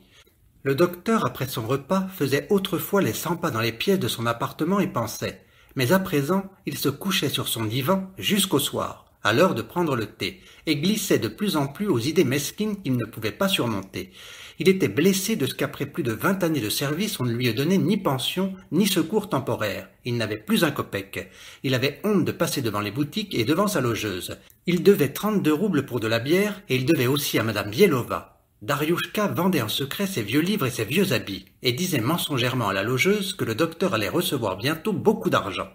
Il s'en voulait d'avoir dépensé en voyage les 1000 roubles qu'il avait amassés. Comme ces 1000 roubles lui auraient servi maintenant. Il s'irritait de ce qu'on ne le laissa pas en repos. Kobotov considérait comme son devoir de visiter de temps à autre son vieux collègue malade. Tout en lui était antipathique à André Efimitch. Son air de santé, son ton suffisant et méchant, ses hautes bottes, de l'appellation de confrère dont il gratifiait le docteur. Le pis de tout est qu'il croyait devoir soigner le docteur et qu'il croyait le soigner en effet. À chaque visite, il lui portait un flacon de bromure et des pilules de rhubarbe. Michel Averyanitch regardait aussi comme un devoir de rendre visite à son ami et de le distraire. Il abordait chaque fois André Efimitch avec une légèreté affectée, se forçait à rire et lui assurait qu'il avait tout à fait bonne mine et que son état, grâce à Dieu, allait s'améliorant. De toutes ces façons de procéder, on pouvait conclure qu'il envisageait la situation de son ami comme désespérée. Il n'avait pas encore remboursé sa dette de Varsovie et en était accablé de honte et de gêne. Cependant, il s'efforçait de rire d'autant et de raconter des histoires plus plaisantes. Ses anecdotes et ses récits, maintenant, paraissaient sempiternels et torturants. Non pas à André Efimitch seulement, mais à lui-même. Quand il venait, André Efimitch se couchait sur le divan, la tête tournée vers la muraille, et l'écoutait les dents serrées. Il sentait, tant il bouillait intérieurement, des couches d'écume se déposer sur son âme, plus épaisses après chaque visite, et qui lui remontaient littéralement à la gorge. Pour étouffer toute la mesquinerie de ses sentiments, il s'efforçait de penser que Kobotov, que Michel Averyanitch, et que lui-même mourraient tôt ou tard sans laisser même trace de leur passage. Imaginons dans 1 million d'années, un esprit volant dans l'espace autour de la Terre. Il n'y verrait que rochers nus et que limon. Tout est aboli, loi morale et culture, et le gloutron même ne pousse plus. Pourquoi donc rougir devant un boutiquier et s'embarrasser de l'insipide Kobotov ou de la lourde amitié de Michel Averyanitch? Fadaise et bagatelle tout cela. Mais ces considérations mêmes étaient vaines. À peine André Efimitch était-il arrivé à se représenter dans 1 million d'années le globe terrestre que Kobotov, chaussé de hautes bottes, y surgissait de derrière quelques rochers ou Michel Averyanitch se forçant à rire et balbutiant « Mon petit pigeon, je vous rendrai ces jours-ci l'argent que vous m'avez prêté à Varsovie, sans faute. » 16. Un jour, Michel Averyanitch arriva après le dîner comme André Efimitch était couché sur son divan. Bientôt après, Kobotov apparut, portant du bromure. André Efimitch se leva pesamment et s'assit, les 2 bras appuyés sur le divan. « Aujourd'hui, mon cher, commença Michel Averyanitch, vous avez beaucoup meilleur teint qu'hier. Ah, mon gaillard, pardieu, un gaillard! Il est temps de vous rétablir, confrère, dit Kobotov bâillant. Il est temps. Allons, je vois que toute cette canétille commence à vous ennuyer vous-même. Nous guérirons, dit Michel Averyanitch joyeusement. Nous vivrons encore 100 ans. Parole d'honneur. 100 ans, c'est beaucoup, dit Kobotov consolant. Mais 20, nous y arriverons. Bah, confrère, ce n'est rien, ne perdez pas courage. Cessez d'accumuler des ombres. Nous nous montrerons encore, dit en riant Michel Averyanitch, tapant sur les genoux de son ami. Nous nous ferons voir. L'été prochain, si Dieu le veut, nous filons au Caucase et nous le parcourons à cheval. Hop, hop, hop. Et en revenant du Caucase, attendez un peu. Nous nous amuserons encore à une noce. Michel Averyanitch cligna des yeux d'un air fin. Nous vous marierons, mon ami. Nous vous marierons. André Efimitch se sentit tout à coup excédé. Son cœur se mit à battre violemment. « C'est insipide, dit-il, se levant vite et marchant vers la fenêtre.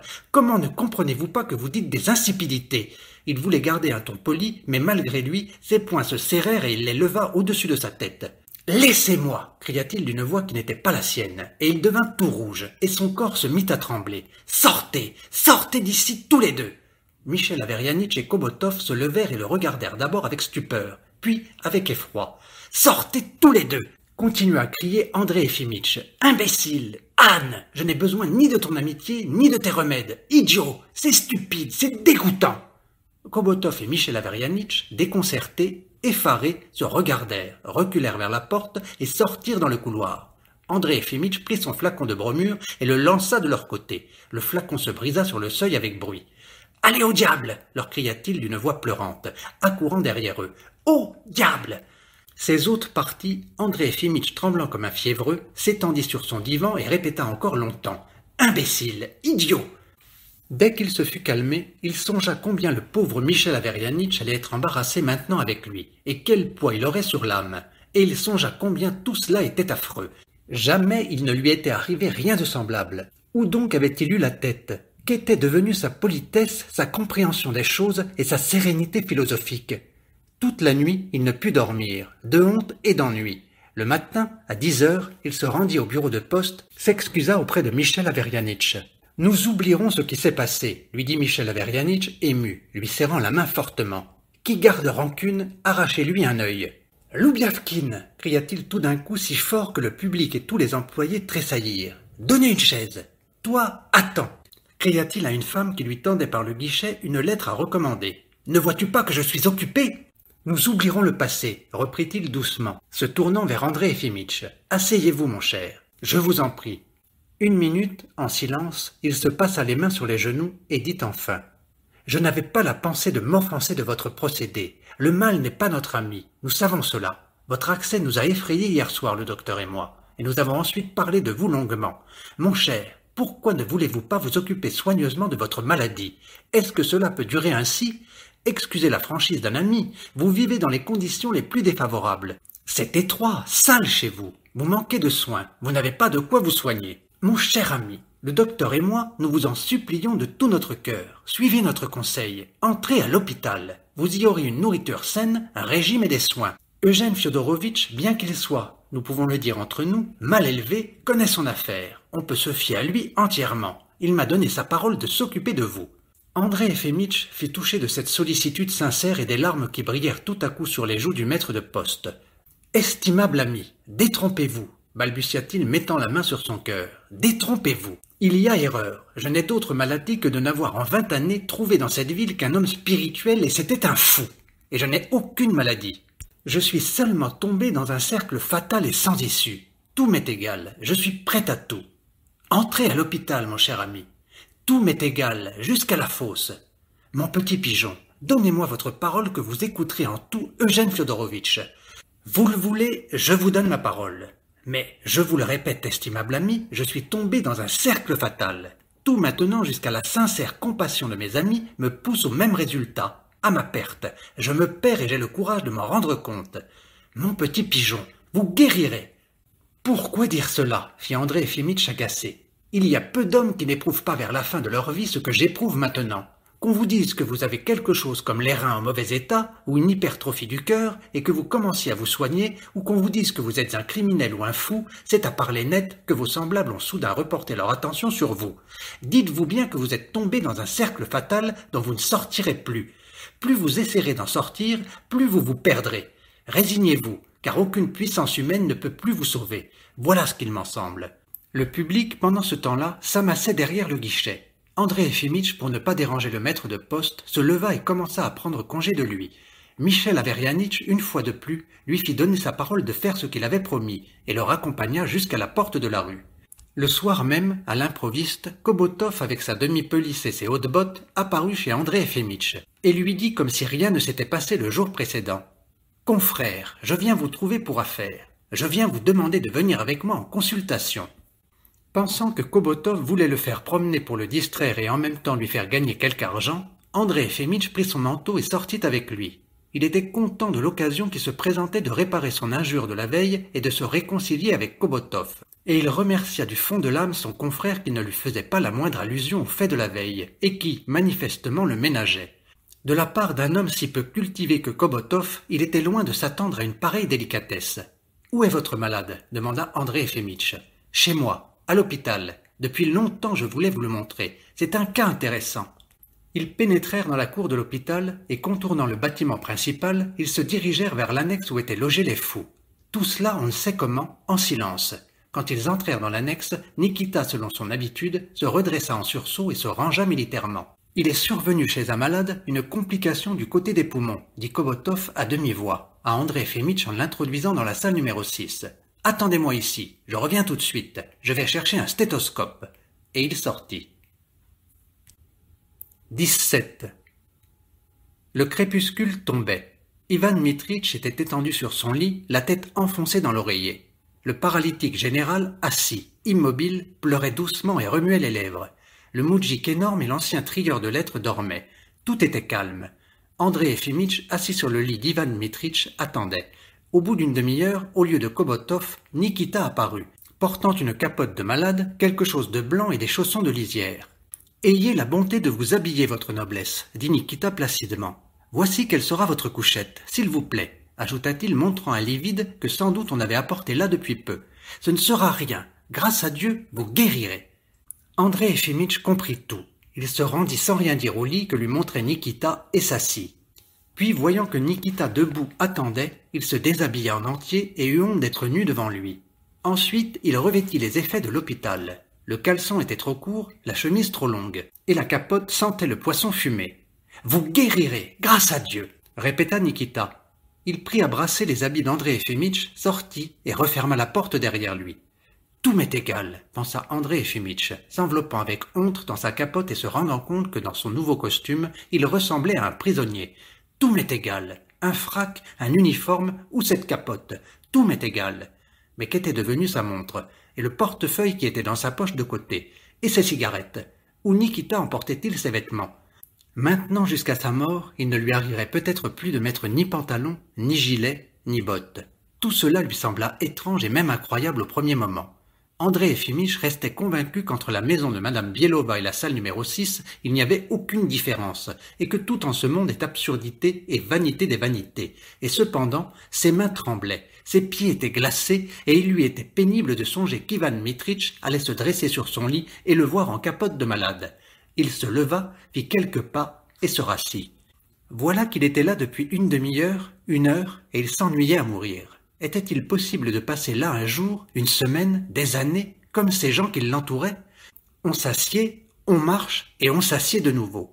On peut encore aller regarder à la fenêtre et aller d'un coin à l'autre de la salle. Et ensuite quoi? Rester assis tout le temps comme une idole et penser? Non, ce doit être à peine possible. André Efimitch se coucha, mais il se releva tout de suite. Il essuya de sa manche une sueur froide sur son front, et il lui sembla que tout son visage sentait le poisson fumé. Il se mit encore à marcher un peu. « C'est un malentendu, » se dit-il, levant les bras avec stupéfaction. « Il faut s'expliquer. Il y a là un malentendu. » Ivan Mitritch s'éveilla, et à ce moment-là, il s'assit sur son lit et s'appuya la tête sur les poings. Il cracha.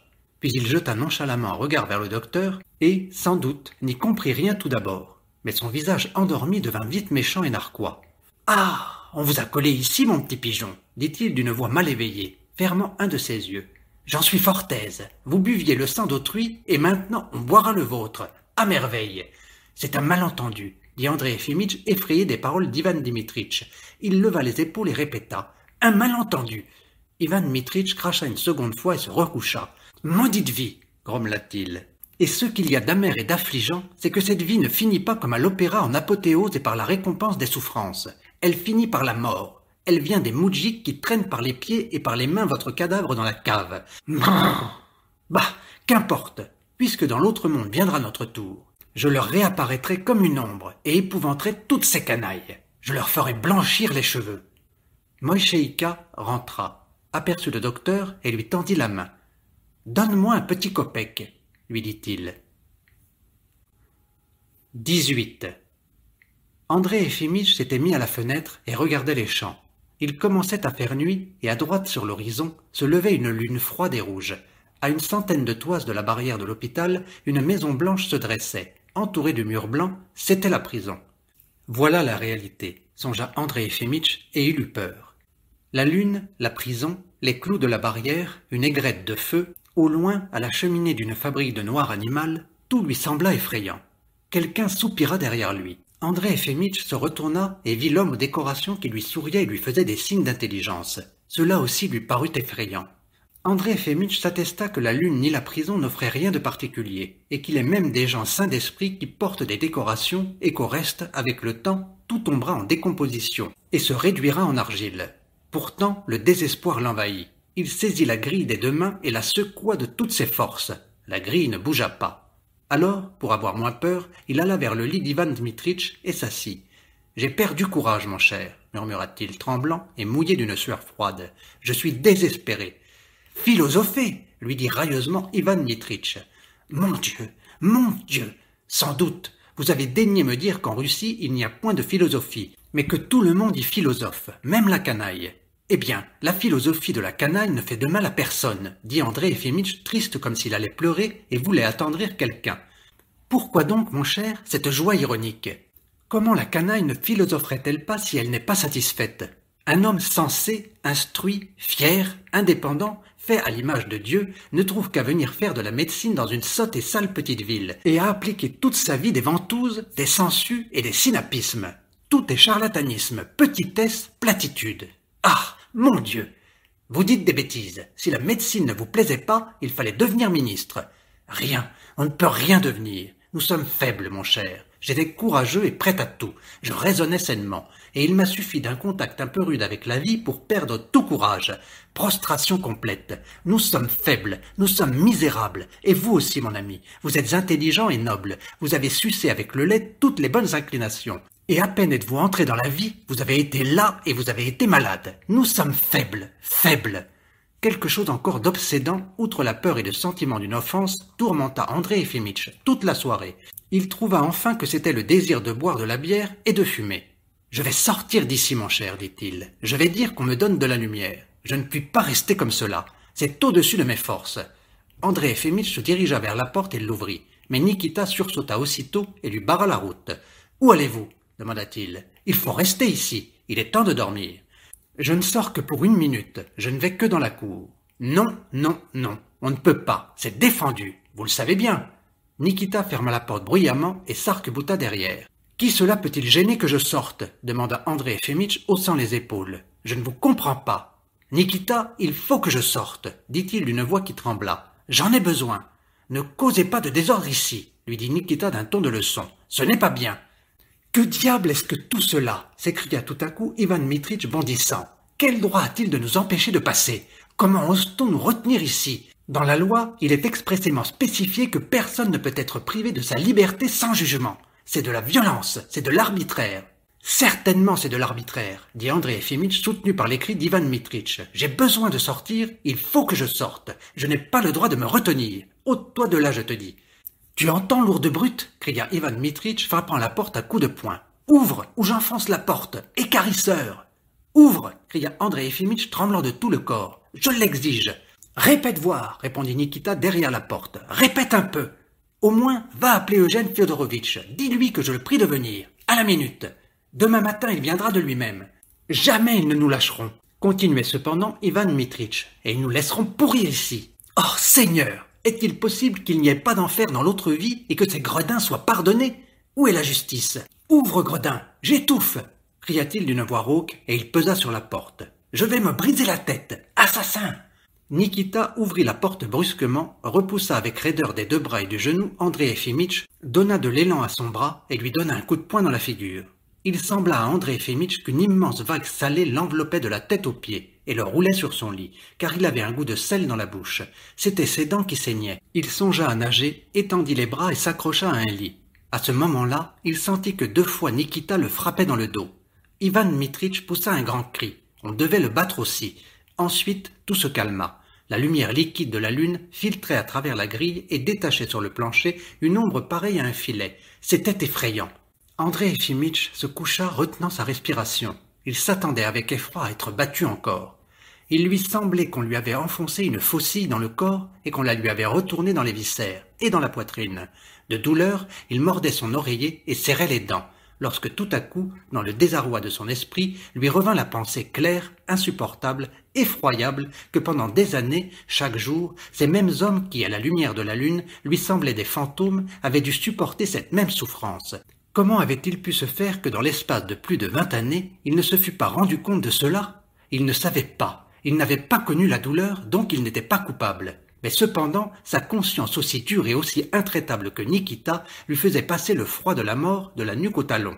Il se leva, voulut crier de toutes ses forces et courir tuer Nikita, puis Kobotov, le surveillant et l'aide-chirurgien, et se tuer ensuite. Mais pas un son ne sortit de son gosier, et ses jambes ne lui obéirent pas. Étouffant, il tira sur sa poitrine, déchira sa chemise et sa capote, et tomba inanimé sur son lit. 19.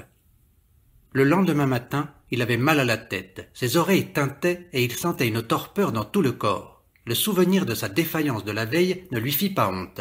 Il avait manqué de courage, il avait eu peur même de la lune, mais il avait éprouvé des sentiments et eu des pensées qu'il n'avait pas soupçonnées auparavant. L'idée, par exemple, du mécontentement de la canaille philosophante.